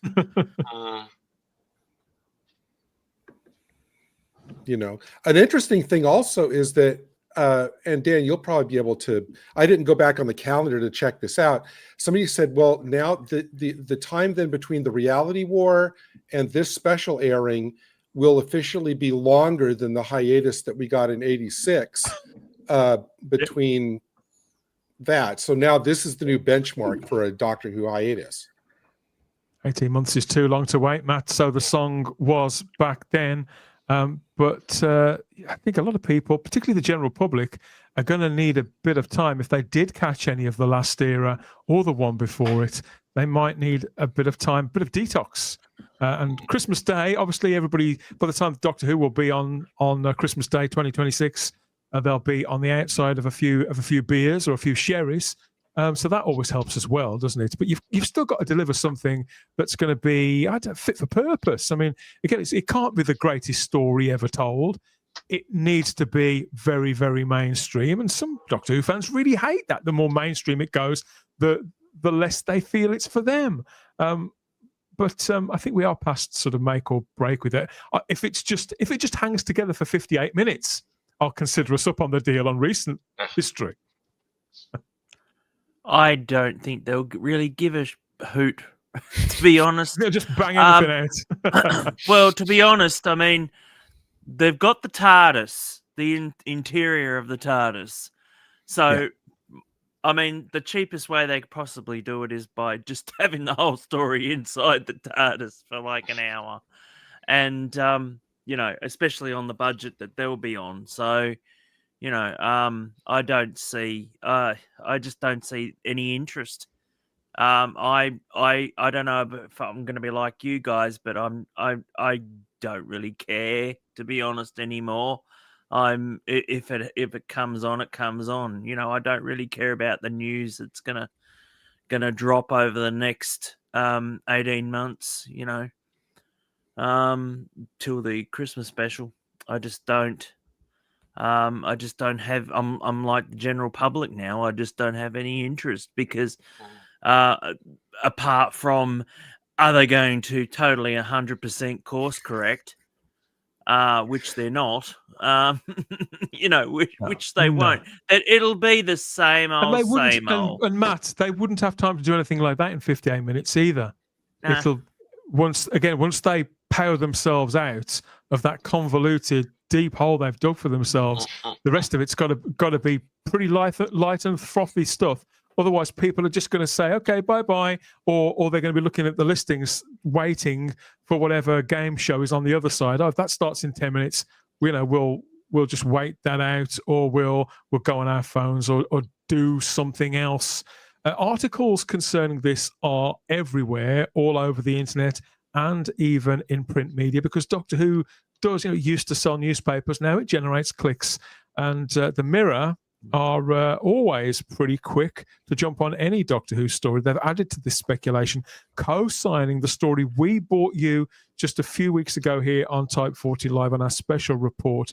The regular Doctor Who correspondent there, as Nicola Muthven, declaring herself here that insiders are predicting that the festive episode for 2026 could be the swan song for showrunner Russell T Davies, who looks set to bow out ahead of a full series being produced in 2027.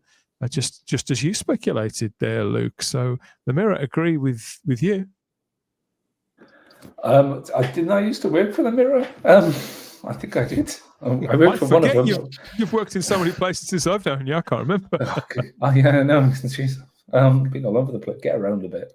It sounds like from what I've heard, it was a very big come back, fix it, go. I think yourself and I have heard in the wings who is apparently the heir to the throne, but I really don't know, and I won't care to speculate online right now. I mean, it's pretty obvious, but we will see. But I think this is going to be in out one quick job by Bad Wolf.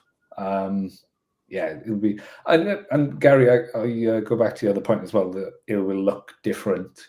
I'll go to bat and say that Jodie's era, which was had a lot less money for all its faults, was the best Doctor Who has ever looked. Yeah. And it looked, the cinematography, color grading, lens choices, camera work was brilliant on there. Some ropey VFX at times, don't get me wrong, but it's Doctor Who, you'd expect it. But yeah, well, the only point I was making on that, Luke, is that it seems like just by default, it's going to look very different from the rest of the era that it's attached to.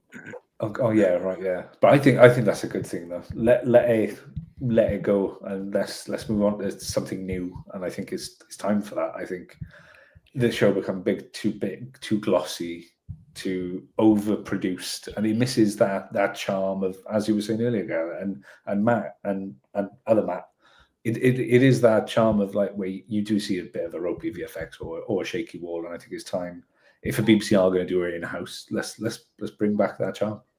It's a sweet spot. It's hard. I suppose it isn't easy to hit clearly because people keep cocking it up. But the classic show managed it quite nicely for 26 years. I mean, when I saw this, I thought the BBC issue shock Doctor Who update. Is it a shock? I think it's the update a lot of us were expecting. But I think the timing was surprising. I didn't expect to hear anything for a little while yet. So maybe they were sitting on this just for a little while. I don't know, to spare some blushes, to buy some time. Because that's how it works in access media. They often know a lot more ahead of time than they let on. They did quote here in this edition of The Mirror, which is in print and on the internet. They quoted their source, who said, "Expect bells and whistles on this festive outing, as it could be the final one for Russell as showrunner. Daleks, snowmen. Let's see what he comes up with." It seems like he hasn't really much of an idea, judging by his Instagram. I know what he did with the snowmen last time. I'm always suspicious, Matt. When they say, "Oh, our source said this," and it's something quite well written that scans quite well, because that's not how sources speak. That's not how people speak candidly. This has been written. This has been tuned and snipped and tucked and all those things. But again, everything is pointing in the one direction, that Russell T Davies is no longer the showrunner of Doctor Who, and that this is a formality. This is a final writing commission, just as Luke has pointed to and as Mark has picked up on. Everybody is saying this. I mean, I've been looking on social media to see which way the wind is blowing, and there are people out there who I won't name who regularly give us a hard time here at Type 40 Life for being really pessimistic and negative and glass half full and anti-Doctor Who, even, if you can imagine that. And even they are saying that clearly Russell T Davies has gone, checked out. So nobody's remotely surprised by this. But to see Nicola in The Mirror going with it here, when she doesn't really get much wrong. I think there's somebody else who covers Doctor Who sometimes at The Mirror, and they've now and again got it wrong, but I don't think she ever has. I mean, he was losing momentum during those 2 series, whatever it was that he had out. And I just think, another script coming out after all these other scripts that he's apparently written anyway. He's not only burned out. It's just like we're not even looking at the ashes. We're just looking at the smoke at this point. I can't see anything of value coming from next Christmas special. I cannot see anything of interest. Now, one final shout for a writer who's long past his best. I think that's perfect. I keep coming back to it. Digging himself out of a hole that he has dug for himself. That's my question. Will he? Yeah, he has. Because he has to. Look, whether it'll look work, at the mess. Whether it'll work, Matt, whether it'll wash, when any of it'll make sense, that's another question entirely. But he will. It'll probably just be a sort of with a single bound. Everybody is free. That kind of nonsense. So you Steve think Douglas is watching. he'll wrap up the Carol comment. Ann Ford thing? Oh, sorry. Not a chance. No way. No. So there you go. No, but what I'm saying is that the thing they've got 1 hour on Christmas Day. Yeah. People just won't know who she is, so they won't do anything. It'll be once the end of the reality war is resolved. It'll be as populist and mainstream as you could possibly imagine. There will be Christmas trees. There'll probably be a snowball fight, and there almost certainly will be Daleks as well, because there won't be a legitimate doctor in place. I'll say that now. I'm pretty sure that whoever leads that special won't be around when the actual era that succeeds it actually begins. It's a one and done. Everybody who's nearly swore. Everyone who's involved in that. Steve Douglas on YouTube says here it's pointless spending millions on special effects, Mark, when you then spend 100 quid on hiring unheard of writers. Where's the ambition of the likes of Richard Curtis, Simon Nye, Neil Gaiman, all those people? But I think the ambition and yeah, I think the areas that have been lacking in recent years are more than evident. Have you got one final point that you'd like to make? I'm just hoping that we get Who again. I love Who. Now I'm about to leave. I gotta leave because I'm about to record an episode of TARDIS Travel Guide, which we started when we realized Wilderness Years again, and it covers different Doctor Who media. We actually. Once a month, we cover the big finish, either 9th or 13th Doctor story, and then we randomly pick a TV show or a book. We've done State of Change, the book from the old days. Right, Missing Adventures. Yeah, it was a hard review to do. The book was a little hard to read, but so we're doing that. You can find that every other week on Subspace Radio Network. It alternates with my other show, Mark Who 42. It's on Subspace Radio at 9 p.m. Eastern and repeated at 9 a.m. in the UK on Thursday nights and Friday morning. So you can find it there. Just Google Subspace Radio Network or look at the liner notes. I understand to put them there. And so, yeah. Oh, also, I need to make a plug for somebody. There's a book out that just came out called Fantastic, a celebration of fans discovering Doctor Who with a I've seen that. I've seen the cover. Yeah. I am in it. I've been interviewed for it, so it's really cool. And yeah, so I gotta go. Thank you so much for having me. I definitely want to come on again if that's possible. It's great to see you again, Mark. And the good news is that anybody who couldn't get enough of Mark Who 42 before, and you in particular, you've now doubled up. You've got 2 podcasts rather than just the one. Yeah, TARDIS Travel Guide will be coming out on podcast soon. We're gonna have to put out the first few episodes at once. And Mark Who 42, you can find it anywhere on Podcasters Done or at markwho42.com. There you go. There'll be a link in the video description and show notes too. But yeah, thanks for your company again, Mark. Always a pleasure. We'll catch you again, hopefully sooner rather than later. Cheers, mate. Bye-bye. Bye-bye. Yeah, and I just to add to the Russell stuff quickly. We said this at the time. It's interesting that he wasn't part of that statement. They didn't have a quote from him. He was very clearly sort of, it felt like he was on the outside again when that news thing dropped this week. And I thought, okay, let's see if a couple of days afterwards, or maybe the day afterwards, he'll release his own statement, basically confirming that he's writing this special. Nothing. And all he's done, and that what you've shown tonight on the Instagram, is just put a couple of lines, which were, you could tell he was sort of Christmas songs with a Doctor Who angle. So it wasn't even, oh, I can't wait to show you my special. It's not his usual nonsense. No, So I think that, for me, sometimes you have to see what isn't said to read what's happening. And I think, for me, that's been the biggest tell that, for me, this is clearly, he's doing this special. He's been told, right, mate, fix your own mistakes, and then we're going to move on. That's the vibe I'm getting. Well, the Peter Venkman fan site here speculates, Gary, that Russell could have leaked it himself. Yeah. I just, and I know that this is the game that Hollywood and public relations play and everything. But the fact that in the statement, the BBC would say, Russell has agreed to come back, like he's doing them a favor, like he's doing all of us a favor. He's agreed to come back and shower you with all of his stuff. It's like, and the other thing in the statement that we're reading from the Express, can we, for the love of heaven, get back to the day when we have no idea who's producing the show, where it's all about just the product that we're actually sitting down to watch? I wish. Because when the Express says that Russell will be bowing out, which is language you usually see when like a TV star leaves a long-running series, or you know what I mean? It's like, oh, they're bowing out after Gary, like a long run. Crucially, when someone has been very successful in a given role. Yeah, it's like, I just feel like language like that's promoting, unfortunately, and I know it's the case, that he's just as much of a celebrity as the people that we're watching in front of the cameras. That really annoys me, and I just want to get back to the day when it's not about the people producing it, it's about what they're producing.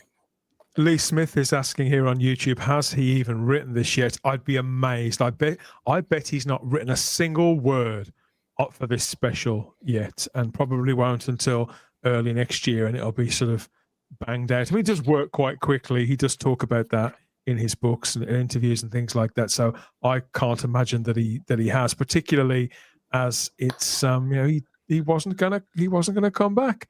So did the Doctor Who crew get rehired? Asks Lee Smith. Well, they're probably only now working out when the thing is going to go into pre-production, working out a window for it, and then they will hire, because it is mostly freelancers that work at Bad Wolf. So they will hire from a group of people, if they can, who've worked on it before, or another production of equivalent budget and skill set. Luke, I would imagine that would be how it would work. They would go, because there'll be a period. It'll probably take 5 or 6 weeks to make this special, the filming of it, and depending on obviously length and time. I think a standard 45-minute would normally take about 2 weeks. That was back in the day. So yeah, I imagine this one might take a little bit longer, because obviously it's a special. So they might have. We don't even know the length yet. They're trying to pull a Gavin and Stacey on us and go a bit longer. Like, who knows? But yeah, they'll have who they like from the previous season. They'll have all their HODs in place, and then all the others will come through the HODs. Then they won't come through. Bad Wolf won't go around and hire every single person. They'll hire a director of photography, and the director of photography will bring his team on, and Sandy will bring his team, and makeup artist. Yeah. So it won't be like Bad Wolf will go through and be like, I want this camera assistant, this runner, this thing. It'll be like the teams that they will bring on will be set by the HODs, probably. We have HODs, head of department. If anyone wonders why I'm saying HOD, heads of department. So it's different to how it used to be when the show was made at Television Centre. We've got one last statement here from the Mirror's piece, acknowledging the show's army of loyal fans. We'll be thrilled to hear that Doctor Who now has a firm date to return after many rumours that it had been axed for good. They believe that that's us, everybody, that's us. They believe that Billie Piper is playing a placeholder rather than the 16th Doctor. So that's very much out there now, which is, I've struggled to have an opinion about any of this in the intervening months. I simply don't care. But this is a popular theory, isn't it, that she's not the character of the Doctor, that there's something magical and mystical going on. If you've got a theory, if you are invested in this enough to sort of cobble one together, then you have my admiration. Is all I can really say. And what any of us can think of, you can guarantee that whatever Russell T Davies is going to come up with, will fall somewhat short of any expectations. So my advice would be, to check in with us by all means, and we'll keep an eye on this so you don't have to. You can go and find something to watch that you might enjoy that won't burn through your brain cells like thinking about this shit. But that could be just me, Charlotte. Some people are wired up differently and enjoy the speculation and trying to work stuff out like that. And I'm just not one of them. Well, I think the thing is, with this being next year, I think we're a long way off knowing what on earth Billy is still. Yeah. And I've got a sneaky feeling that they know the only sort of drive, not in the general public, but I'm thinking fan here, the only drive for certain parts of the fandom will be the answer to the cliffhanger. That's what they want to know. So I think they're going to, right up until as close as they can, still not tell us if Billy's the Doctor, and still not reveal who she's playing. They'll say she's in it. They'll say Billy Piper is starring, but that's the only curiosity factor they've got. So I wouldn't be surprised if they keep that a secret. And if you think about it, Charlotte, you know what Christmas Day is like in Britain. There are drawbacks to being on Christmas Day because of the expectation of delivering on the biggest TV day of the year to justify your slot. But the upside to it is that by the time Doctor Who is usually on, historically, most of the last 20 years, Doctor Who has been on Christmas Day. By the time it's on, people are usually half comatose. They're in a food coma. They've had far too much to drink, or either the kids are making a lot of noise, or, that auntie who always does that thing, she's making a lot of noise. So if they just drop this out in a couple of scenes, anybody who is invested will sort of go, what? What did they say? What was that? And it won't really matter. It'll all sort of pass. So as long as things sort of look how the people think Doctor Who should look traditionally on Christmas Day, the show they've grown up with, and there's a few familiar faces there somewhere, they might just get away with it, or until Boxing Day at least for the general public. It's the fandom which will be not quite so forgiving. And yeah. No, and also, at least, if nothing else, and this is the one thing, I'm not looking forward to the actual writing. I'm not looking forward to I don't care who Billy is. But if nothing else, I should probably at least get a very good actress on screen again in this show.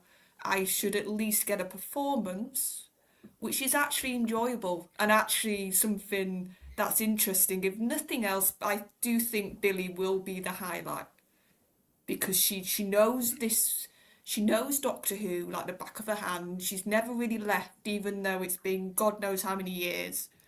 The way she speaks about it with such warmth and such love for these fans, she's never taken for granted what Doctor Who did for her, and that's what I adore about Billy. Yeah. And it's just to wrap this up. Better.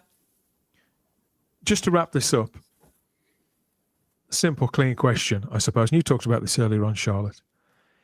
Everybody seems convinced they're taking it as read that not only Billy Piper will be there, which is a fair assumption seeing as she was the last face that we saw, but that Billy Piper and David Tennant will both star in this special. Like it's a foregone conclusion, completely inevitable. I don't think that's what people necessarily want. Some people seem to want it, but plenty of other people just seem to think that he will go there because he always does. So we go around the horn. I mean, what are your thoughts about that, Matt? Is this a dead cert? David Tennant, Billy Piper, Christmas Day 2026, doing and saying whatever, doing the running around, what, and all that. Is that all going to happen? Probably, but I don't care. It's just gotten to the point now where it's going to happen. Well, like I said, probably, most likely. It's just it's this hole is so deep, Dan. Yeah. The hole that they've dug for themselves. Not only, right, do they have to deal with, her backstory, they have to deal with his backstory now as well. So what's he been doing for the last 3 years, A good point. The good thing with David Tennant is they've got 3 incarnations to choose from. So that can Yeah, well, no, two, really, yeah. but there's several I think different we know characters what that will he can happen. play, and it's the same with Billy. Come to think of it, they could pull anything out of their arses with both of these. Well, with one of these actors, never mind the two of them, and it doesn't have to make any sense as long as he's still got the sticky up hair and she still does that thing with her tongue, right, boys? Yeah, we like that. As long as all of those things are still happening, people will be pretty happy. So Matt, I know you're not keen. I'm not. No, I don't. I honestly don't care. And I used to be such a David Tennant fan. We've been here before, and again after that, and again after that. And like I said, we've got his backstory. We've got RTD writing it again, and it's just, there's going to be more ideology in it. I would not be surprised if BBC will just let him go free reign again, and I'll tell you why that's not going to happen. I'll tell you, this special on Christmas Day won't be a woke nightmare, and I'll tell you why. They can't do that on Christmas Day. They can't. They won't. They never have before. Church on Ruby Road wasn't woke. Neither was Joy to the World. It won't be woke. I'm not saying it'll be any good, but it won't be woke. They had him dancing in a dress in a gay bar, for goodness sake. That's true, but that wasn't. But the story, I'm talking about the actual. I'm talking about the actual story. For example, I'm not saying there won't be something in there that you don't like, that we find objectionable, or that there won't be a lesbian a couple in there. Almost certainly will. But what I'm saying is, it won't be woke, as in the entire thrust of the story, an exercise in finger wagging and gaslighting straight, white, middle-aged guys. Can is I what I'm put something forward? Just out of, I'm going by what happened last time that they did the 3 specials. It may be possible that they may, and they've done it before anyway, with when Tennant first came into the picture. Was what about Is it Red Nose Day? What do they call that? Comic relief? Children in need. Children in need. Sorry. Oh yeah. So I'm thinking maybe they'll try to wrap up something in like, why is Billy back? I'm thinking they may do something like that, and then to lift some of the weight from some of the burden from that Christmas special, because I don't think they're doing anything for Children in Need this year, but they may do something for next year. Yeah, that's what I'm saying. You could be right. You could be right, Charlotte. It's nearly Children in Need Day again, and it's almost pumpkin time too. It's almost pumpkin time.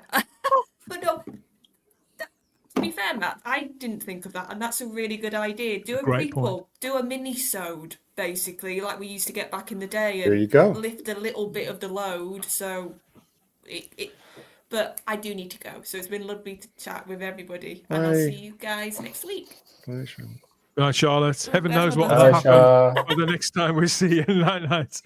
I really hope that I'm really looking forward to them bringing back the Indian Isaac Newton. I hope we see him again. And who else? The Walking Davros. We gotta go revisit him again for sure. Yeah.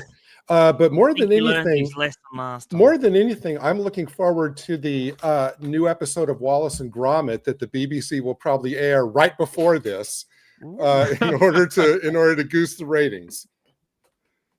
I enjoyed that. That was good. That was good. Yeah, I loved Wallace and Gromit. It was far better than Doctor Who. Really good. Oh, and Mavity. Yeah, people in the chat, Mavity. We got to deal with Mavity. Oh, they've retconned that, haven't they? I think I said. Did they? Yeah, they retconned it. The unit Black Archive show thing that they were doing.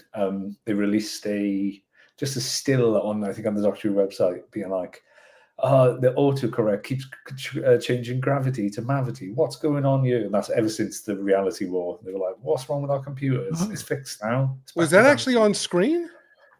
It wasn't on screen, but I think the BBC, they pushed it out on the Doctor Who website. So I think they have that doesn't count. Yeah. But I'm gonna. I'll tell that's a big finish. I'll look it up. Yeah, okay. But I think Billy Piper will regenerate within the first 5 minutes, says Lee Smith. I don't know. I think that's. But I tell you what, it'll they're be gonna an keep him on absolute screen. danger if they don't actually have a doctor in the episode. I think somebody will be referred to as Doctor. There'll be some sort of mystery box thing going. They haven't really got, even if it's a 90-minute special, they won't really have much time to establish, explore, and resolve anything but a mystery box storyline. Yeah. And there will be an antagonist, probably the Daleks. That's what I do. I think it's ridiculous the Daleks have never been on Christmas Day anyway. And if the Daleks are in there, or in the mix, again, kind of like Charlotte was saying about that Children in Need thing, that will also lift some of the burden off whichever poor sods they get to agree to appear in this thing. Billy Piper and David Tennant still have an enormous amount of charisma together. They still look great. Both of them are aging rather beautifully. Tennant's got the old grey whiskers, a bit of salt and pepper going on, but then again, so have I. So who am I to Rose Kirby is in the live chat there. Thank you, Rose. And Lee Smith says the BBC is testing the waters. I don't think they're testing anything. They just want this. They just want this sorted. They want this sorted so they can get this potentially lucrative brand back into safe, clear waters. And after that, I don't think they'll care whether there's anything else for a couple of years. They just need it to be away from this crash site, this latest crash site. It's about how brand. they'll do that, Dan? Can I suggest? I tell you how they will. They'll do what they did last time, Matt, in 2022, by making as little of it as they possibly can over as long a period, so they can think themselves out of it, persuade somebody to run it. I mean, we know it's probably going to be Peter McTighe. He's been angling for it for years, waiting in the wings. I'm not even suggesting that he's the wrong guy for the job, but it's all needless smoke and mirrors. But that's what they'll do. They'll make as little of it as possible and spread it out, fan it out for as long as possible, so they can get their heads around what it is they've got to try and sell us on next. Because if this next version doesn't work, and let's face it, they've already lost the fan base. They've already lost all of us. Our hearts aren't in it anymore. It's kind of become a spectator sport. Their last chance with this brand is to sort of, they've lost us anyway, so they'll forget about us and to just make Doctor Who the way they used to, and hope that a new crop of kids go, oh, I like the look of that. And enough parents think, oh, is it safe to look? Yes, my children can watch that. That will be the only way that this will connect and have any kind of longevity past 8 or 10 episodes. And that includes, it won't matter who's starring in it. It won't matter who's show running it. It's all about the aroma around this brand, because right now, Charlotte's absolutely right. 8 years of standout failure. Wherever you lay that turd, it's going to stink. It's a big, fat log that they haven't even come close to flushing. And every single time they've made a big creative swing and made a song and dance, it's all sprayed back in their faces. I know that's unpleasant language, but that's I'm loving this analogy. It's perfect. The fecal analogy, I'm afraid, is more than appropriate. I only break it out in absolute emergencies, Luke. Jess here on YouTube says it's all guff, guff, guff. Usual bull crap rhetoric from that lot who trashed Doctor Who. Well, I don't think we've heard any rhetoric in these statements. I think it's all very sort of roundabout and very gentle. And please come back, please. Oh, we try not to fuck it up next time, please. Oh God. A hack writer, she says. No golden handshake, says Peter Harrington. A golden boot is more. Is a golden boot? Is that a football reference, Luke? Golden boot. It's normally when it's normally you win the golden boot normally when you score the most goals. So that analogy is unless you know about somebody else. The analogy means Russell T Davies has scored all these absolute bangers. So I to be fair, I wouldn't be surprised if they tried to go down the Sherlock model of do 3 90 minutes every 2 years. Yeah. And that's what we'll get. You know what? I just realized, Dan, please tell me if I'm totally inaccurate. If they're aiming for a full series in 2027, then we're going to know sometime next year who's been cast as the Doctor, who's running the show, because it's not like they're going to start filming it after in 27. They've got to start working on it next year, right? So we'll know. Yes. I mean, it depends on when they want it to air in 2027. I suspect it'll be as late as possible. As I said a moment ago, Matt, make as little of it as possible and stretch it out for as long as you can. So when they say this will premiere in 2027, you can bet they mean November. It'll be like, that's what you'll get. And they'll be bringing people in. They'll be looking at different people. I mean, Billie Piper here with the last few days, she's been pictured with a couple of candidates maybe for the Doctor. I'm never sure which one is which, of John and Edward, or Jedward as they were once known. I'd forgotten all about these two arseholes. But Billy seems to be having a good time with them. So who am I? Who am I to get in the way of that? She's regenerated. That's a point, actually, Luke. If they did cast Jedward, they could potentially make twice as many episodes, double bank them, have them both playing the same incarnation of the Doctor. So you wouldn't need to have an episode like where Ruby's on her own. They could potentially cast them both. Somebody stop saying that. Somebody's going to shifts. Somebody's going to listen to this, Dan, and they're going to do it. Yeah, that's not the worst idea I've ever heard. You may be onto something there, Dan. You may be onto something. There you go. I mean, Russell, you can have that one for free. Pete, you can have that one for free. Maybe Billy's schedule will not align with the Christmas special filming dates. Philip Roy in the live chat there on YouTube. Good to see you, Doctor.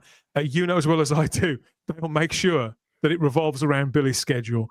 And whoever else they manage to rope into it, that's what will happen. They'll be looking, they'll be talking with her. When are you free, love? If it's not you, we haven't got anybody. Dr. Chav, what can go wrong, says Matthew Pounder. Billie Piper is a superb actress. Yeah, we do. I don't think there's anybody on Type 40 who doesn't have a lot of time for Billie Piper. Whether, she doesn't just do Chavs. Dear me. Other people just hope it's going to be resolved as quickly as possible, like pulling off a plaster, Matt. I think that's what people equate it to. How they're going to get out of that when it comes to Christmas 2026. Heaven knows. I'm glad it's nothing to do with me. It's bad enough having to watch the bloody thing, but talking about it is always. I know I laugh about it. Talking about this stuff is always genuinely a joy, Luke. Otherwise I wouldn't do it. Yeah, you got to remember, you've got to find some happiness in the madness. Otherwise, it just drive you insane. It's a very interesting time.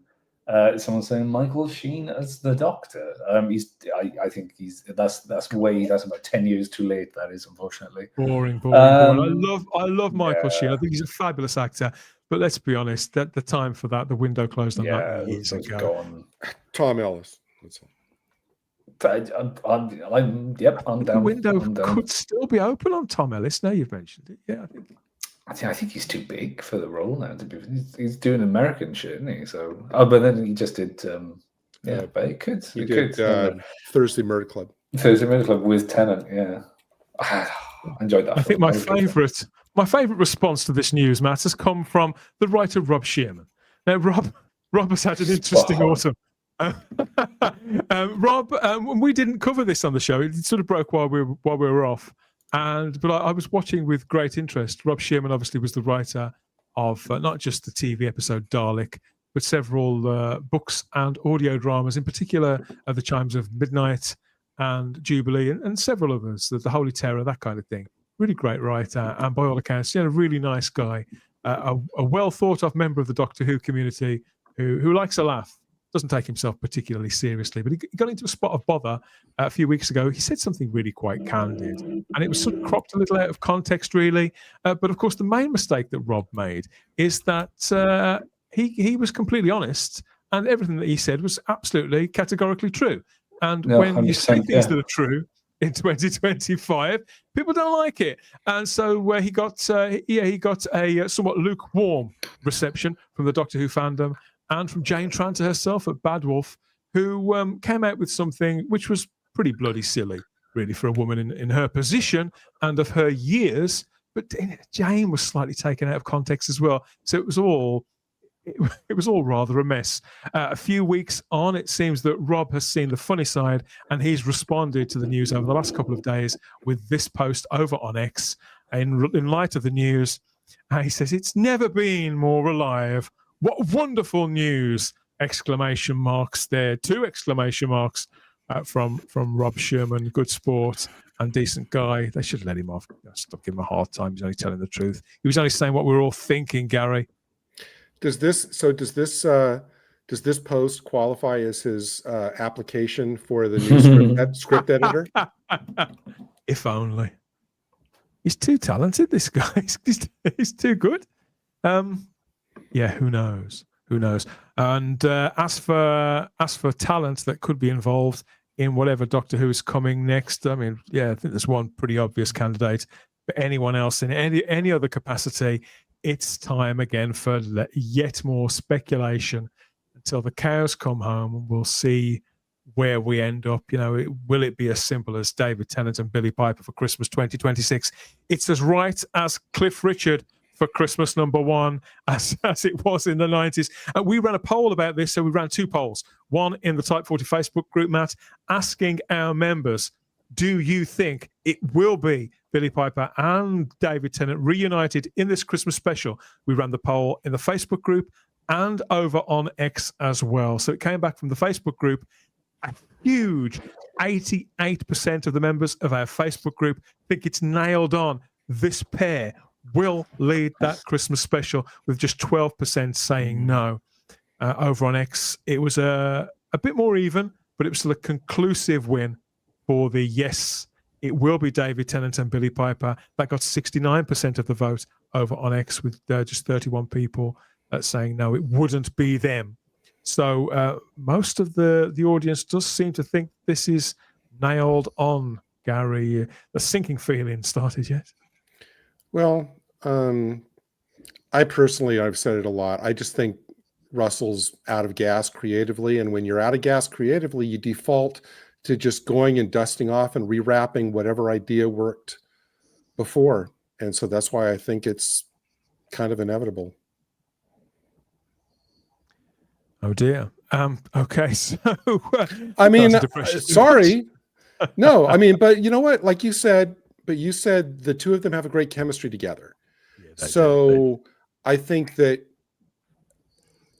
would I kind of look forward to seeing what the 2 of them? Sure, because just having the 2 of them together, I think that, you know, there'll probably be a lot of fun in that if they stay away from all the plot gobbledygook.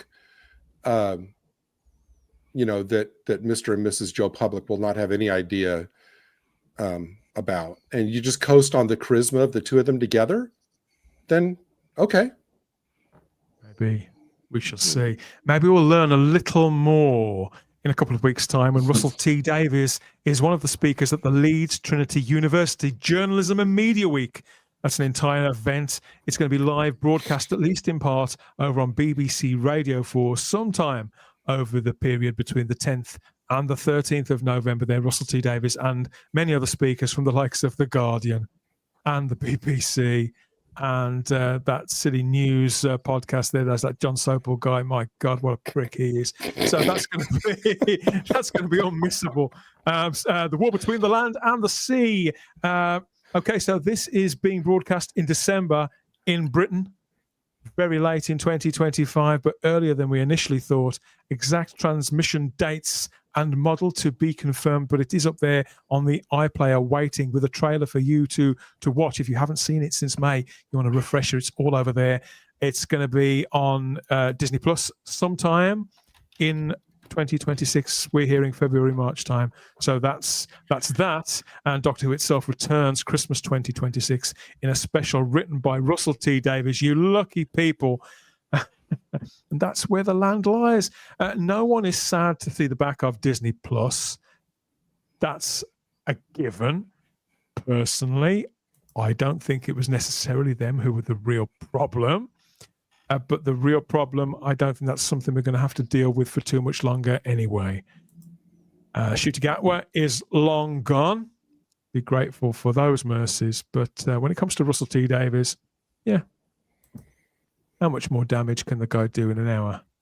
Hour and a quarter. And always You let us had know to where say you that. are with that question and all of these developments too. Stay tuned because we will be covering this. We'll be watching it all very, very carefully. But we want to know what you think as the brand sort of rejuvenates very softly in time for 2026. And this all new treatment of the logo too. It's not quite a new era, but one last chance. I don't know. Watch Type 40, or I will be paying you a little visit.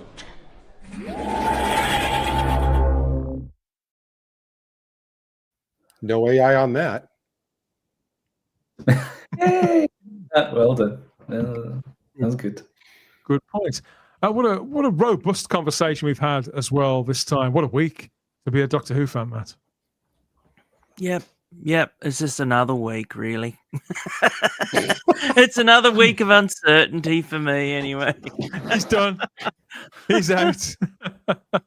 All the fun of the fair. I'm glad you could make it again, Matt. It's been. I thought it was worth going back to a lot of this again and just taking another look. I'm sure it'll sort of gently evolve over the next 2 or 3 weeks, but I suspect that Russell will serve us another proper stinker at that event, and we'll be watching, we'll be waiting. If he mentions Doctor Who in particular, we'll have to wait and see. But how's your weekend looking, mate? Now you're back home. You've got lots of things to do on your to-do list. Way too much to catch up on. Way too much to catch up on. I've recently there was an Amazon special like sale, and I got a whole heap of Blu-rays on the packages when I come back, so I haven't even started on them yet. So yeah, I'm looking forward to going through them. So very good. Christmas come early. Yeah, for me. Yep. Christmas. We've got to get Halloween out of the way first. Yes, thank you again to Tom Alford from T Dwarf Productions, he's infested the place here with spiders in his latest crop of Halloween pictures. So these are some of his latest and greatest creations, I think. I don't know how he gets the legs so fine. I mean, obviously, I told Simon Horton we'd be looking at this, and he said he was double booked. It was incredible how quickly his plans changed. But thank you for these, Tom. He sent several pictures in for this Halloween, including they've only got the Doctor. That's awesome, Tom. Yeah, the Doctor wrapped up there in, I don't know what it is he's using. Wire wool, very clever, and the sonic screwdriver. No, that's actual cobweb you can get for Halloween. Is it? Yes, that's movie type. That's so cool. Webbing. Yeah, used to get it in packets. Like I had an Indiana Jones one, and it come with spiders and everything on top of it. So yeah. And I love the roundels. Get stuck in everything now. Every nook. Great job. Great job. Pixar's Planet of the Spiders, says Bill Silver. This is what I love about Tom's stuff. Tom is here. He's with us. He's present there in the live chat. Betsy is with her 8-legged friends, indeed. And Tom's also sent us this larger Halloween picture as well, with some of his various models over the recent years. Some I recognize, some I think are new. But I think this is probably the spirit of Halloween. Very nicely summed up. I'm looking at the one on the floor. It looks like something out of a Guillermo del Toro film. I'm looking at the spider with the teeth on the left-hand side. This is just, he's an amazing creator. Werewolves. We've got one-eyed monsters. Tom's mascot there in the middle with holding the pumpkin with the T on it. Dalek with the magician's hat. And there's the Vord and the mummies there too. So Tom's clearly had a great deal of fun there. And this is the kind of image you could stare at for hours. But yeah, you should get these sort of printed out and offer them as Halloween cards. If there isn't Halloween cards by now, I'd be amazed. I suspect somebody probably makes a fortune selling them. I don't know. But yeah, happy Halloween, Tom, and everybody else out there who enjoys Halloween. And if you're going out and doing something, you can dress up as a weeping angel or another Doctor Who creature. Russell T Davies, for example. Let us know. Let us know how you go. Okay. So cheers, Matt. Good to see you. Thanks for getting up once again. We may have something new to talk about when next we meet. But I can't guarantee it. More information. Yes, more information. It'll be fun. It'll be fun, I promise. Gary, thank you again. Yes, and sir. particularly Always for a that treat. information about the season 13 box set, because that's, again, it's not something we're particularly enjoying, this dissatisfaction, but I think it does need to be observed and talked about because people aren't happy. And, I'm not going to endorse a product. If it goes down a road I'm not happy with and I'm not going to appreciate the end result, then I will have to seriously reconsider further purchases. And so I think that we need to look at things like that. Absolutely. If only so that it prompts them to kind of change course and do it the correct way next time. That I hope is the end result of this.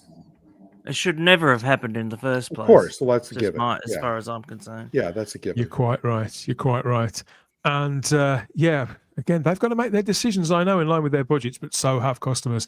That's the dynamic. That's how it works. And Matt's got to scoot off as well. You're off, turning into a bat. Yeah. I've got things to do today. Okay. So it's Talk to very you early later. morning. I'll catch you guys. Bye. Catch you later. Catch you later, Bye, Matt. Matt. Thanks again to Tom from T Dwarf Productions there. And there will be more fan art making its way back to the view screen. Soon, as we make our way through the rest of 2025. Got more comments here in the live chat. Tom says, thank you for liking my Halloween photographs, everyone. Dolly Clives Matters in the live chat. I'm happy it needed to fail to expose them. He's talking about Doctor Who again. But Ezra Goldstein says, great work, Tom. And great stuff. We're all dressing as monsters at work tomorrow, says Stephen Braddock.